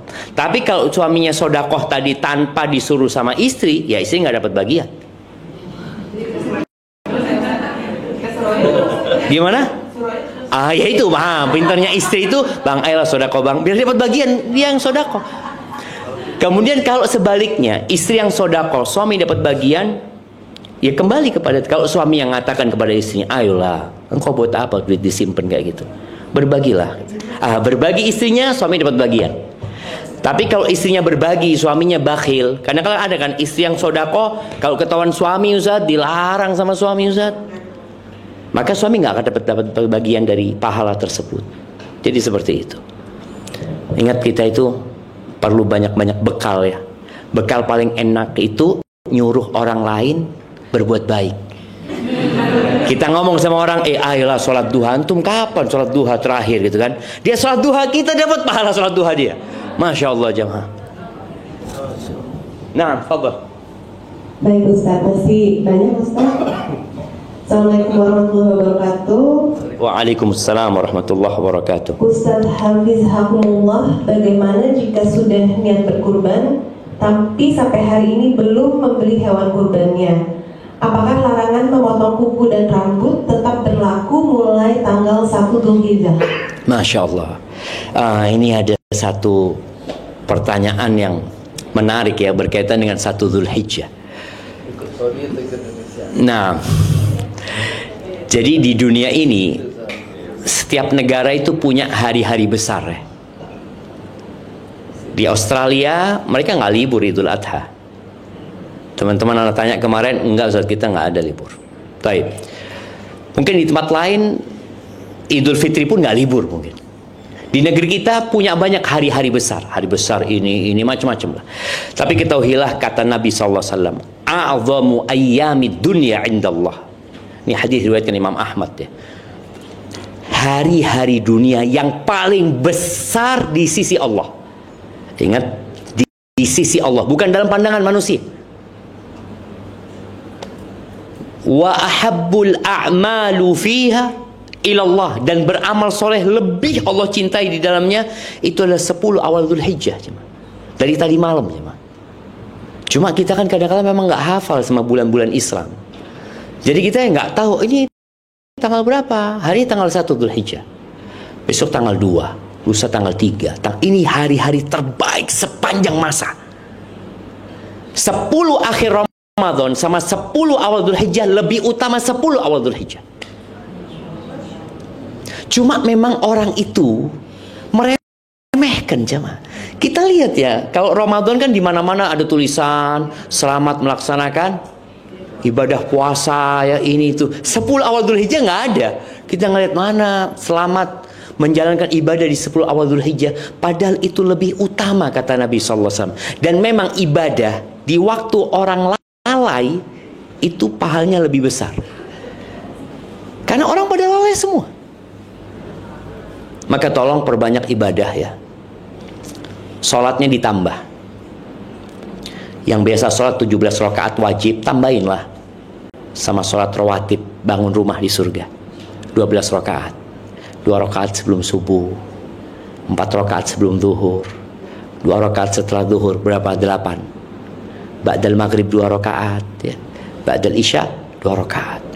Allah itu kasih buat kita musim-musim kebaikan, karena kita itu orangnya malas. Udah nih, 10 awal Dzulhijjah ini benerin kalian di situ. Gunakan waktu untuk mendapatkan pahala yang banyak. Puasa. Yang nggak musafir usahakan puasa. Yang paling utama nanti puasa tanggal 9 nih. Usahakan semuanya puasa. Anaknya diajak puasa. Tanggal 9 itu, puasa Arafah itu diampuni dosa 2 tahun. Ini menunjukkan kenapa ya kok pahalanya pengampunan dosa. Karena kita banyak dosanya.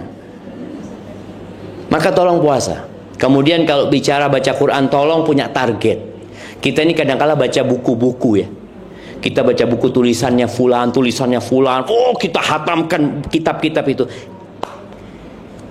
Firman Allah, kalam Tuhan, kita nggak selesaikan baca.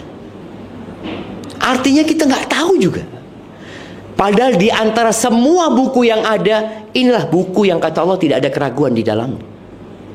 Ini petunjuk buat umat manusia. Maka tolong 10 awal Dzulhijjah ini kita punya target, anak mau hatam Quran, berarti 1 hari 3 juz, dan baca sama artinya. Mungkin apa yang nggak mungkin jamaah? Nggak ada yang nggak mungkin. Kalau kita mau, Allah akan bantu. Ketika nggak mampu, katakan la haula wala quwata illa billah. Allah bantu hamba ya Allah, bantu hamba ya Allah. Kurban ya, kurban ini termasuk ibadah harta yang paling mulia. Tadi kan kita ada sedekah, kita bangun masjid, ini berkurban. Makanya Allah katakan kepada Nabi SAW, Inna a'tainakal kautsar. Sesungguhnya kami memberikan kepadamu nikmat yang banyak. Al-Kautsar itu juga nama sungai di surga buat Nabi SAW. Apa yang harus dilakukan kalau dikasih nikmat? Fasalli li rabbika wanhar. Salatlah untuk Tuhan dan sembelihlah. Dan usahakan bapak-bapak kalau bisa nyembelih sendiri. Baik, bicara nyembelih ini, kita tahu korban yang paling mulia itu 1 ekor onta buat 1 orang, 1 ekor sapi buat 1 orang, 1 ekor domba buat 1 orang. Setelah itu baru 1 ekor onta untuk 7 orang. Dan Allah tidak menerima daging dan darahnya, yang diterima adalah ketakwaannya, maka niatnya. Ada orang korban 1 ton, 2 ton mungkin sapi dia, yang Allah nggak nerima bobotnya, yang diterima ketakwaan. Maka tolong yang punya kelebihan harta, potong di rumahnya. Rencana Bapak Menteri potong berapa di belakang ini? Di kantor aja. Di kantor aja. Nah, kadang-kala kita potong sama keluarga kita, nggak ada orang tahu, nggak perlu orang kampung tahu. Kita punya 1 domba, kita taruh belakang rumah kita. Yang ini oke, ini yang dipublish, ini yang dipublish. Tapi aku punya sesuatu yang aku potong sendiri buat Allah Azza wa Jalla. Nggak perlu ada yang lihat gitu loh jamaah. Potong Bismillah, Allahu Akbar. Baru setelah itu panggil orang untuk ngulitin. Kita yang nyembelih, orang suruh ngulitin, nggak apa-apa. Nah, ini bicara kurban ya. Nah, kemudian kalau bicara kapan kita dilarang untuk, jadi ada satu syariat. Ya, sebagian ulama tidak mengatakan haram ya, tapi makruh, lebih baik jangan kau lakukan itu. Memotong kuku dan memotong rambut sampai hewan kurbannya disembelih. Jadi kita itu seperti merasakan orang yang sedang haji. Orang haji itu kan nggak boleh ini, nggak boleh itu. Kita juga sama, nggak boleh itu di sini. Sampai kita sembelih kurban kita. Itu kapan dimulainya? Memang dimulai ketika kita punya hewan kurban. Kalau cuma niat belum ada hewan kurbannya, maka nggak perlu dia menahan diri. Karena boleh jadi nggak jadi dia gitu. Dia kan cuma insya Allah lah. Tapi kalau sudah ketika dia mengatakan ini hewan kurban ini punya ana, dia sudah beli, kemudian dia mengatakan ini hewan kurban ana, dia sudah mulai berlaku. Walaupun sebagian mengatakan ya kalau sudah niat ya bismillah lah, nahan diri gitu ya. Tapi kalau belum ada hewan kurbannya, masih sekedar keinginan di hati, maka mungkin belum berlaku larangan tersebut. Jadi orang ana insya Allah kurban Ustaz, tapi wallahu alam fulusnya masih nabung nih, berarti kan belum tentu dia nyembelih. Barakallahu fiik, seperti itu. Nah, yang wukuf, ini bicara hari Arafah itu dengan puasa tanggal 9. Iya, di sini ada satu syariat namanya puasa Arafah. Puasa Arafah itu ngikutin orang yang wukuf di Arafah atau ngikutin tanggal 9. Ngikutin mana? Ngikutin mana? Ngikutin yang di Mekah apa di sini? Ngikutin ru'yah hilal negeri kita. Kenapa? Sekarang baru ribut bang, karena ada media. Dulu nggak tahu mereka kapan wukufnya di Indonesia, nggak tahu gitu loh. Sekarang kan baru tahu, oh kita wukuf sekarang gitu kan. Nah dulu kan nggak tahu. Makanya hitungan penentuan itu adalah hilal masing-masing negara. Karena itu yang bisa menjadi patokan gitu loh. Dan inilah agama kita ini cocok untuk sepanjang masa gitu loh. Jadi jangan sekarang, oh karena sekarang sudah ketahuan wukufnya, jadi kita nggak ikut lagi hilal. Tetap. Makanya ketika orang-orang bertanya kepada Nabi SAW, yas'alunaka 'anil ahillah. Mereka tanya, kenapa sih rembulan itu kok nggak kayak matahari? Matahari itu kan bulat terus, tapi bulan ini kok sabit. Kemudian membesar, lalu mengecil. Apa kata Allah Azza wa Jalla? Qul hiya mawaqitu linnas wal hajj. Katakan kepada mereka, itu hilal Allah bikin seperti itu sebagai penentuan waktu-waktu ibadah buat umat manusia dan penentuan ibadah haji. Jadi kayak gitu. Jadi lebih utama. Jadi insya Allah kita akan berbeda dengan Arab Saudi. Arab Saudi mereka wukuf sehari sebelum kita. Berarti aman jemaah. Aman, karena kita berarti puasanya tanggal 8, tanggal 9. Tanggal 8 kita puasa, tanggal 9 kita puasa. Di Saudi sudah lebaran kan. Kita tetap dapat 2 kebaikan. Aman insyaallah. Barakallahu fikum. Nah. Baik Ustaz, kita menuju ke pertanyaan selanjutnya.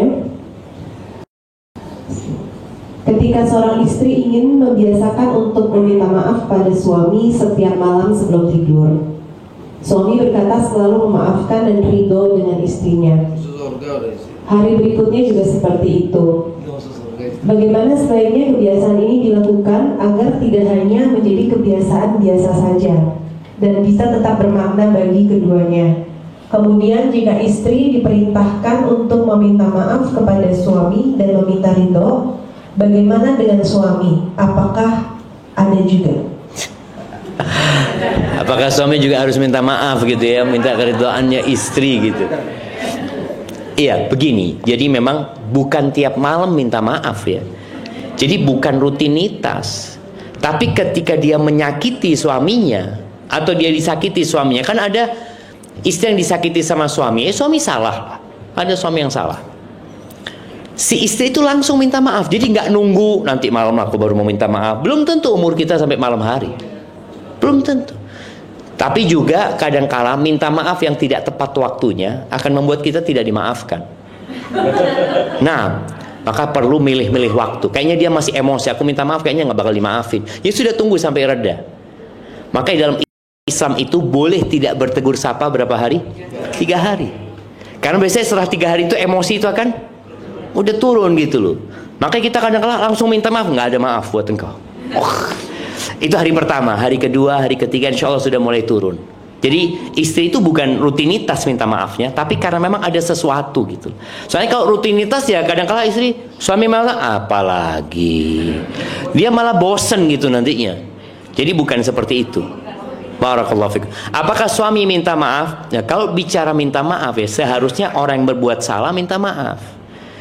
Jadi memang kadang-kala istri yang berbuat salah, yang minta maaf siapa? Suami. Itu baru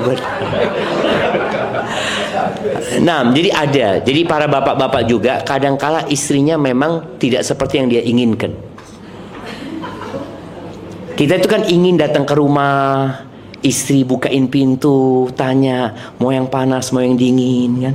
Bukan ditanya dari mana bang, kok telat ini. Aduh, udah capek ditanyain telat lagi. Makanya kebanyakan laki-laki itu lebih suka makan di warung, restoran, karena nggak pernah ditanya dari mana dia. Ya kalau masuk restoran ditanya mau apa gitu loh. Maka bagaimana istri ini ketika suami datang jangan ditanya dari mana, tanya mau apa. Aduh. Maka tolong kalau ternyata istrinya tidak seperti itu, sabar. Tanya mau apa gitu loh. Dan ingat rumput tetangga. Bersyukur ditambah nikmatnya bang ya, masya Allah. Ya rumput tetangga lebih hijau dari rumput sendiri. Jangan pernah membandingkan pasangan hidupmu dengan orang lain. Jangan pernah. Dan bapak-bapak, ibu-ibu ya. Nah, jangan pernah membandingkan anakmu dengan orang lain juga. Jangan. Karena kita akan menanamkan iri dan dengki dalam mereka. Barakallahu fikum. Nah. Masih banyak Ustaz, mohon bersabar pertanyaannya.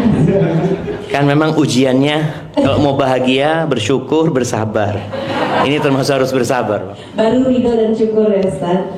Baik, pertanyaan selanjutnya. Atau bapak-bapak mungkin ada yang masih ingin bertanya sambil, kalau ada silakan sebelum ke pertanyaan ibu-ibu lagi. Belum ya? Bismillah. Assalamualaikum Ustaz, izin bertanya Ustaz. Waalaikumsalam warahmatullahi wabarakatuh. Bagaimana caranya agar kita bisa konsisten untuk bersyukur, bersabar, dan senantiasa beristighfar dalam kehidupan kita? Karena ketika keimanan kita turun, untuk bisa bersabar, bersyukur, dan istighfar sulit Ustaz. Jazakallahu khair Ustaz, barakallahu fiik. Masya Allah. Iya jemaah, iman itu naik turun memang.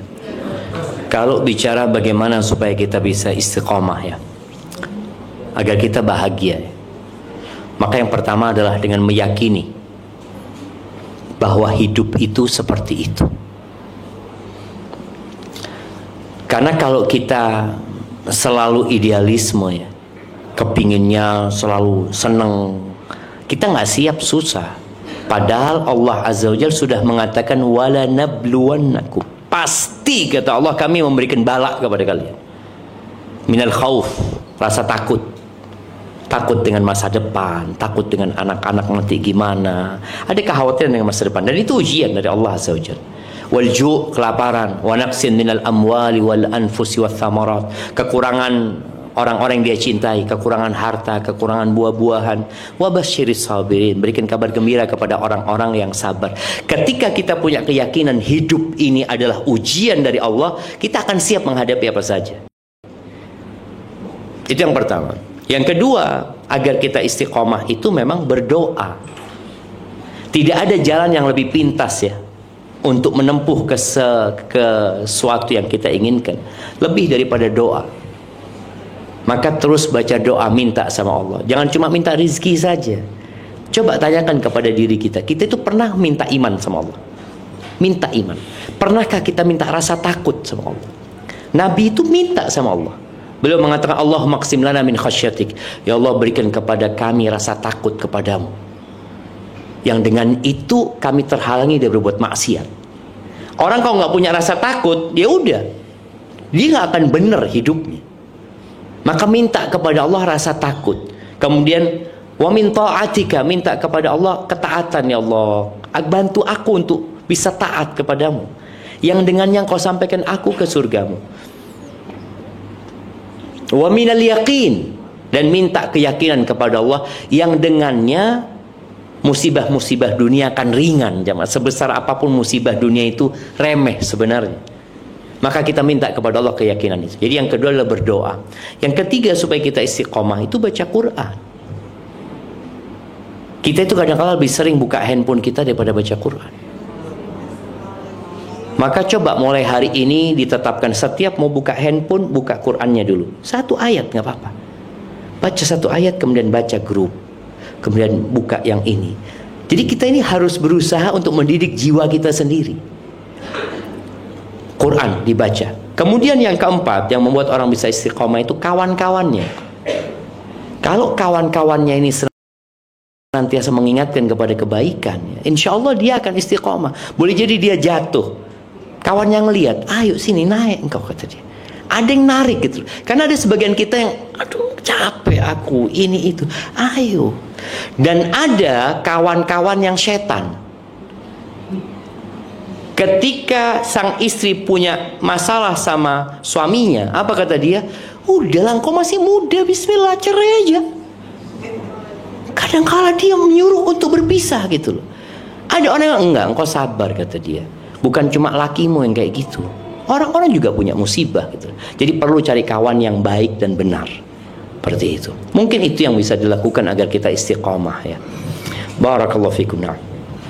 Waalaikumsalam. Baik Ustaz, masih ada beberapa pertanyaan lagi yang selanjutnya. Bismillahirrahmanirrahim. Semoga Ustaz, keluarga dan majelis ini selalu dirahmati dan dilindungi Allah.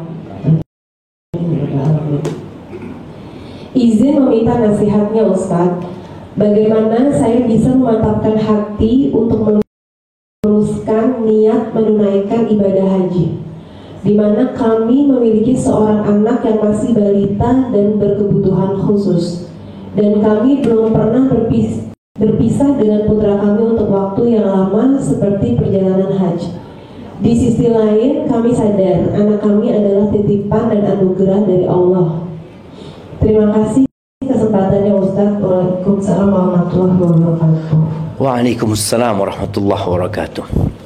Nah, ingat haji ini kewajiban buat yang mampu. Ketika orang sudah mampu untuk berangkat, kita itu kadang-kala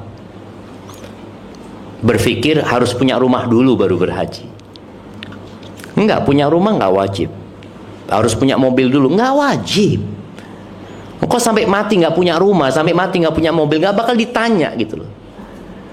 Tapi mampu enggak berangkat haji ditanya, kenapa engkau punya duit enggak berangkat haji gitu. Apa alasannya? Nah, kalau alasan tadi ada anak, kita punya anak berkebutuhan khusus ya. Dan ini lihat ujian buat orang tuanya. Kita itu jemaah lihat ujiannya orang tuh beda-beda. Kadang-kala sebagian orang mengatakan engkau kalau diuji kayak aku belum tentu mampu engkau. Ada yang mengatakan kayak gitu.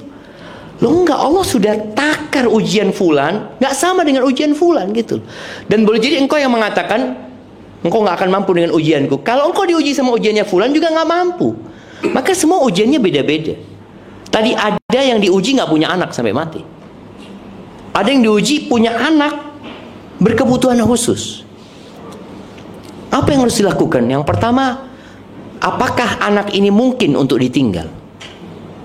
Kalau mungkin untuk ditinggal, ya berusaha untuk mempersiapkan diri anak itu ditinggal. Karena persiapannya umpamanya orang tua ini mengatakan aku akan haji tahun depan. Jadi anaknya ini sudah dipersiapkan nanti ditinggal, mungkin ada orang yang diajarin untuk merawat anak itu, dan boleh jadi engkau pulang haji Allah berikan keajaiban buat anakmu. Siapa yang tahu seperti itu. Jadi ada usaha gitu, ada usaha yang bisa dilakukan oleh orang tua.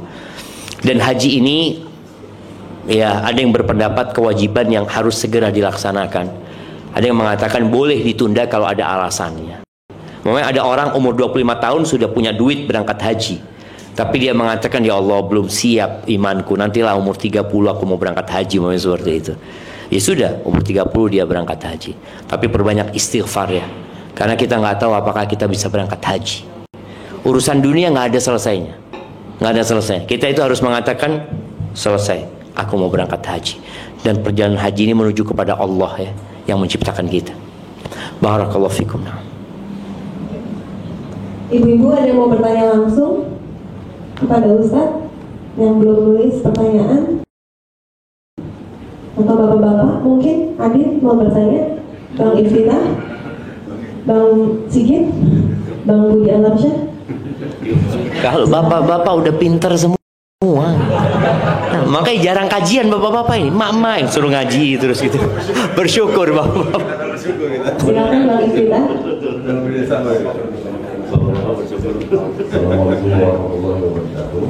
Waalaikumsalam warahmatullahi wabarakatuh.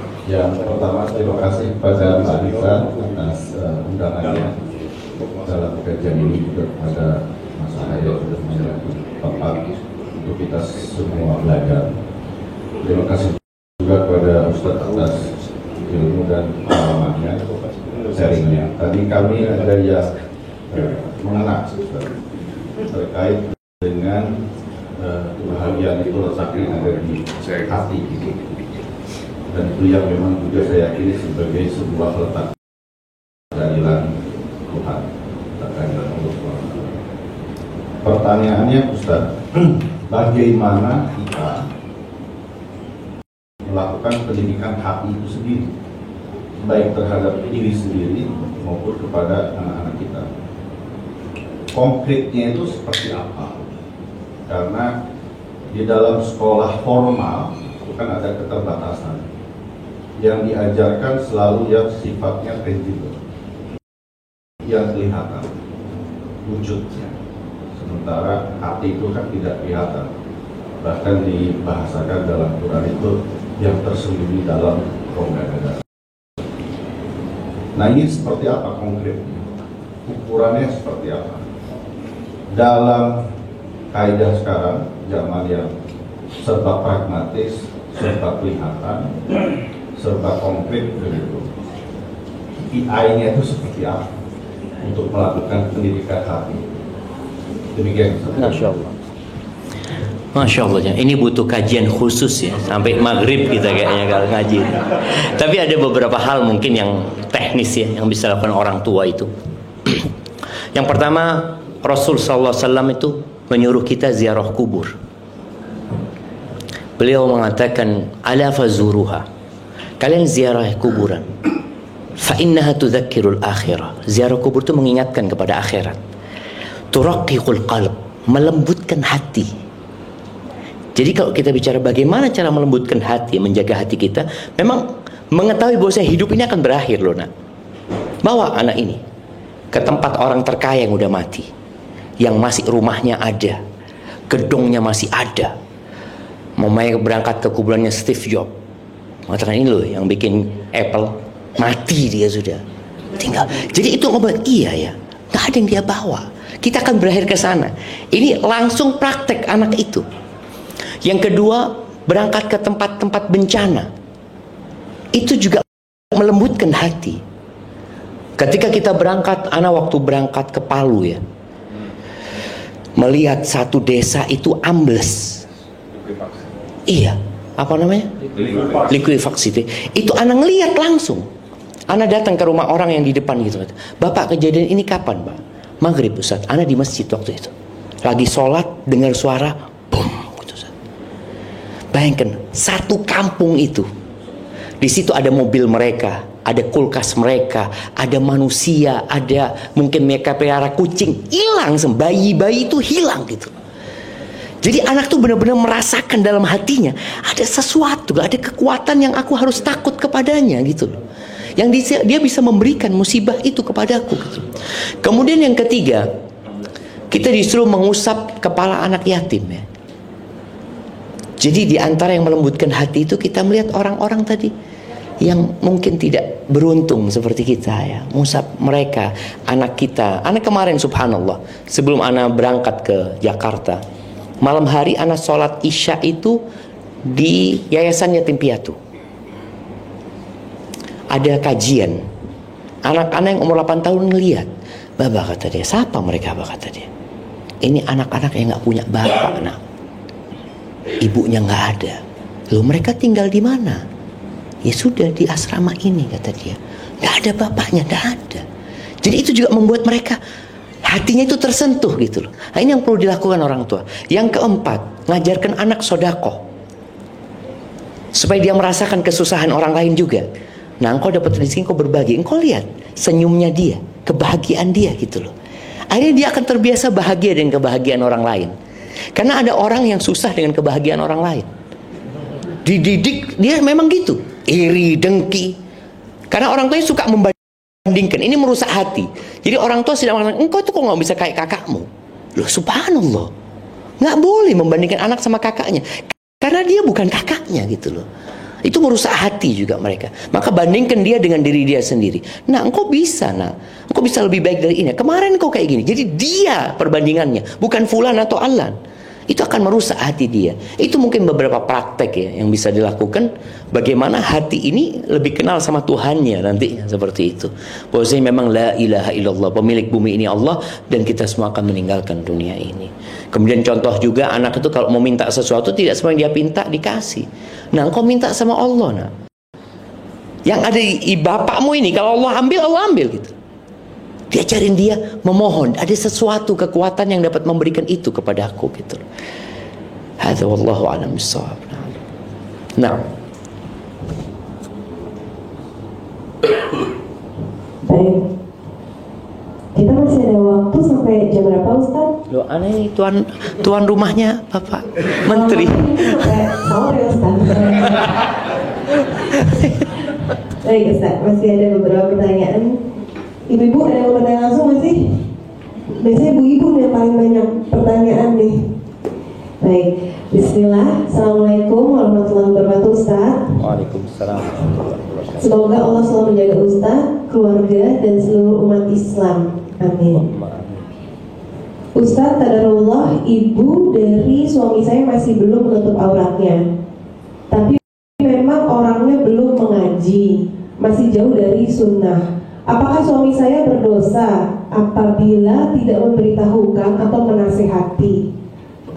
Karena memang mertua agak sedikit keras hatinya. Semoga Allah mudahkan Ustaz menjawab pertanyaan saya. Barakallahu fikum. Masya Allah, wa fiq wa barak. Jamaah, kalau bicara menyampaikan hukum itu mudah. Kita mengatakan ini wajib, ini haram, itu sangat mudah sekali. Tapi bagaimana orang itu menjalankan yang wajib, meninggalkan yang haram? Ini tugas kita dalam menyampaikan. Memang harus penuh dengan hikmah. Kalau bicara orang tua tadi yang belum ngaji, dia nggak akan berpikir untuk menutup auratnya, dia nggak berpikir memakai jilbab. Maka prosesnya itu bagaimana lembutkan hatinya tadi, diingatkan bahwa dia akan mati gitu loh. Ibu ini bakal mati loh, Bu. Semua yang ibu kumpulkan bakal ditinggalkan. Maka proses ini perlu dilewatin. Setelah itu mungkin duduk sama ibunya, baca Quran ya. Termasuk yang melembutkan hati itu baca Quran. Diajak ibunya bukan menutup auratnya dulu, imannya dikuatin. Bayangin ya, 13 tahun di kota Mekah, istri Nabi itu nggak ada yang pakai jilbab. Tahun pertama di kota Medina nggak ada yang pakai jilbab. Nah, Aisyah nggak pakai jilbab, Hafsah nggak pakai jilbab. Sampai tahun keempat ada khilaf di antara ulama, turun kewajiban jilbab. Baru mereka pakai jilbab. Jadi ada proses menanamkan keimanan, bukan hanya mengetahui hukum. Bagaimana menguatkan keimanan sehingga dia meninggalkan yang haram, menjalankan yang wajib. Maka tolong ketika seorang anak mau ngasih tahu ibunya, dia tahu, oh ibu ini memang dia jauh dari agama gitu loh. Maka gimana ibu jadi dekat, bagaimana dia mau baca Quran dulu sama artinya. Yang mudah-mudahan di situ ada benih-benih keimanan yang membuat dia semakin kuat keimanannya. Itu mungkin yang perlu dilakukan. Kemudian tadi ibu diajak ziarah kubur ya, untuk melihat orang-orang yang telah meninggal dunia sambil didoakan. Tugas seorang anak itu hanya menyampaikan. Diterima alhamdulillah, nggak diterima ya semoga dikasih hidayah sama Allah SWT. Hadza wallahu alam bissawab. Nah. Baik Ustaz. Ke pertanyaan selanjutnya. Assalamualaikum Pak Ustaz. Waalaikumsalam warahmatullahi wabarakatuh. Apakah boleh jika kita berkurban sapi atas nama perusahaan, bukan orang ataupun 7 orang sebagaimana biasa kita ketahui, agar dapat memperoleh keberkahan Allah terhadap usaha yang dijalankan perusahaan? Terima kasih Pak Ustaz. Masya Allah, barakallahu fiik. Iya, jatuhnya sodakoh saja kalau buat perusahaan. Karena perusahaan nggak diwajibkan kurban. Yang diwajibkan berkurban itu manusianya. Maka kalau kepingin, perusahaan itu boleh mengatakan, ini kita beli 1 ekor sapi, tahun ini kurban buat fulan buat 7 orang. Jadi diberikan kepada mereka sapi itu sehingga mereka yang berkorban, walaupun duitnya dari perusahaan. Baru bisa seperti tahun depan ganti. Siapa yang belum kurban? Ini sapi buat kalian. Umumnya dari 7 orang mengatakan, aku nggak mau kurban, fulusnya aja. Nggak jadi dia kan. Ya udah kalau fulusnya aja kita cari orang lain gitu loh yang mau gitu loh, seperti itu. Jadi intinya itu jadi pemberian nantinya dari perusahaan kepada orang-orang tersebut dan berkurbannya atas nama orang-orang tersebut. Tetap perusahaan dapat pahala insyaallah. Artinya pemilik perusahaannya ya. Seperti itu. Hadza wallahu a'lam bissawab. Nah. Baik. Pertanyaan selanjutnya Ustaz, saya pernah melihat beberapa kajian Ustaz yang berdasarkan surat Ar-Rum ayat 21 yang isinya adalah di antara tanda-tanda kebesarannya ialah bahwa dia menciptakan pasangan-pasanganmu dari jenis dirimu sendiri agar kamu merasa tentram kepadanya. Dia menjadikan di antaramu rasa cinta dan kasih sayang. Nah, dari surat tersebut Ustadz, apakah benar tujuan dari pernikahan itu untuk mendapatkan ketenangan? Bolehkah kita berdoa secara eksplisit untuk meminta keluarga yang sakinah, mawaddah, warahmah? Kalau belum merasa tenang, berarti tujuan pernikahan belum tercapai. Kah Ustadz? Saya boleh sedikit menambahkan Ustadz, kalau saya pernah dengar ketika kita berdoa secara eksplisit meminta keluarga yang sakinah, ketika kita menuju sakinah kita diberikan ujian dulu, mawadah ujian dulu, sehingga kita lebih baik berdoanya warahmah aja untuk mendapatkan rahmat. Apakah benar begitu Ustaz? Itu tambahan dari saya Ustaz. Masya Allah, Masya Allah. Iya jemaah, kalau bicara tujuan pernikahan ya, tujuan pernikahan itu adalah mengabdi kepada Allah sebenarnya. Makanya ketika hukum-hukum Allah tidak tegak di rumah itu, maka perpisahan menjadi pilihan. Di antaranya adalah menghadirkan sakinah. Jadi laki-laki Nabi Adam alaihissalam itu ketika di surga, beliau itu kesepian. Beliau berada di tempat yang paling indah ya, bebas makan apa saja. Beliau kesepian di sana, subhanallah. Ketika beliau tidur, Allah ciptakan Hawa dari tulang rusuknya. Ketika bangun, ini ceritanya Ibnu Abbas radhiyallahu anhuma, ketika bangun dilihat ada perempuan, jadi tenang, condong kepada perempuan ini. Makanya pernikahan itu nggak harus ada cinta. Ingat, pernikahan itu adanya kecocokan. Kecocokan itu Nabi SAW sudah menyebutkan, wanita dinikahin karena 4 hal. Karena cantik, karena kaya, karena bangsawan, kemudian yang keempat, karena agamanya, karena akhlak dan agama dia. Maka kalau ingin bahagia, ingin sakinah, carilah wanita yang akhlaknya mulia, yang agamanya baik gitu, bukan yang cantik. Karena terus terang kalau bicara wanita cantik itu, bapak-bapak nih, wah, lelaki itu, bukan lelaki, manusia itu melihat sesuatu yang belum dia miliki, tidak dalam wujud aslinya. Camkan ini. Camkan ini. Camkan ini. Bahwasanya kita itu melihat sesuatu yang belum kita miliki tidak dalam wujud aslinya. Umpamanya, kita kepingin tas mama nih. Ngelihat tas ya, belum dia milikin. Ya Allah, bagus banget tasnya. Sampai mimpi-mimpi dia aja. Ketika dia beli, biasa aja. Udah dia milikin, biasa aja udah. Maka kita kenal ditipu dengan keinginan. Padahal sebenarnya tidak seperti itu wujudnya. Suami kayak gitu. Sebelum nikah, aduh ngelihat calon istrinya lewat, ya Allah, kayak rembulan dia, ya Allah.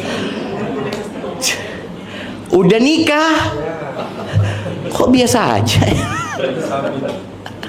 Subhanallah. Jadi memang kita melihat sesuatu yang belum kita miliki tidak dalam wujud aslinya. Makanya kalau bicara pernikahan tidak harus ada cinta. Tapi kalau ada cinta akan lebih indah tentunya rumah tangga ya. Tapi kan tadi kadang-kala sakit hati sama suami, suami juga sakit hati sama istri, istri kurang melayani ini itu. Tapi dia ya udahlah, bismillah, aku sedang menuju kepada Allah Azza wa Jal, dan istriku masih punya banyak kelebihan yang menyebabkan aku bisa hidup tenang sama dia. Tapi kalau sudah terjadi keributan di rumah, berpisah menjadi solusi. Karena kasihan sama anak-anak melihat orang tuanya terus ribut ya.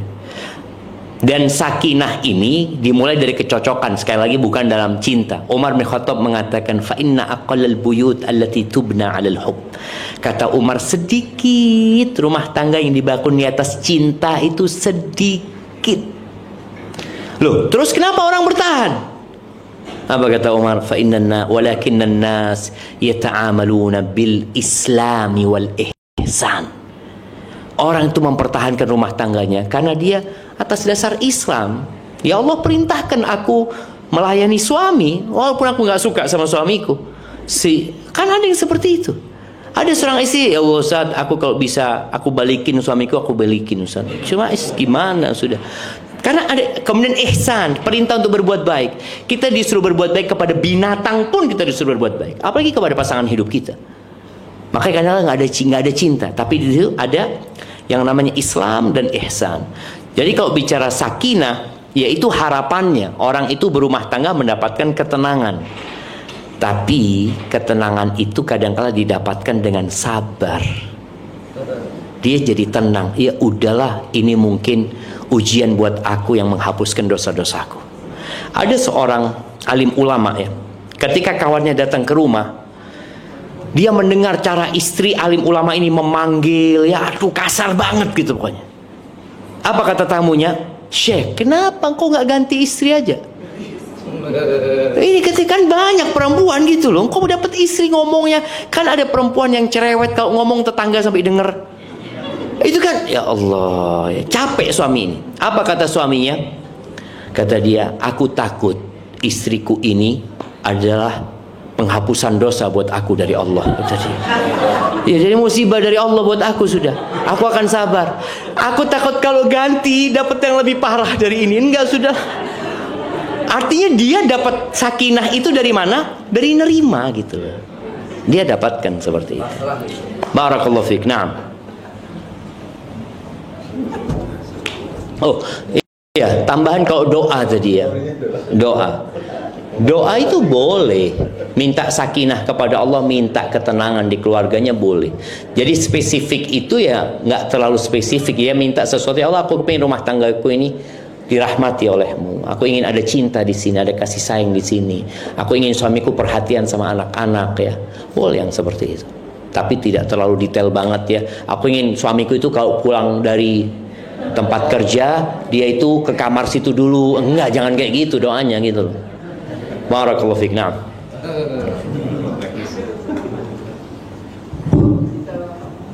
Baik Ustaz, sudah habis pertanyaannya Ustaz tadi dalam kode untuk terakhir. Masya Allah. Ada dari tadi nunggu kapan pertanyaan terakhir yang ada. Selanjutnya kapan pertanyaan terakhir? Padahal masih ada sebenarnya tadi saya mau nanya lagi tapi udah nggak boleh sama review Ustaz. Alhamdulillah. Saya jemaah, sebagai penutup ya, ada sebuah doa yang Nabi SAW bacakan ketika beliau kumpul sama sahabatnya. Mungkin kita baca doa ini. Semoga majelis kita diberkahi sama Allah Subhanahu wa taala. Allahumma lakal hamdu kulluh wa lakal syukru kulluh wa ilaika yurja'ul amru kulluh. Allahumma salli wa sallim ala nabiyyina Muhammad. Allahumma qsim lana min khasyyatika ma tahulu bihi bainana wa baina ma'asik. ومن طاعتك ما تبلغنا به جنتك ومن اليقين ما تهون به علينا مصائب الدنيا ومتئنا بأسماعنا وأبصارنا وقواتنا ما أحييتنا واجعله الوارث منا واجعل ثأرنا على من ظلمنا وانصرنا على من عادانا ولا تجعل مصيبتنا في ديننا ولا تجعل الدنيا يا أكبر همنا ولا مبلغ علمنا ولا تسلط علينا من لا يرحمنا ربنا آتنا في الدنيا حسنة وفي الآخرة حسنة وقنا عذاب النار وسبحان ربك رب العزة عما يصفون وسلام على المرسلين والحمد لله رب العالمين.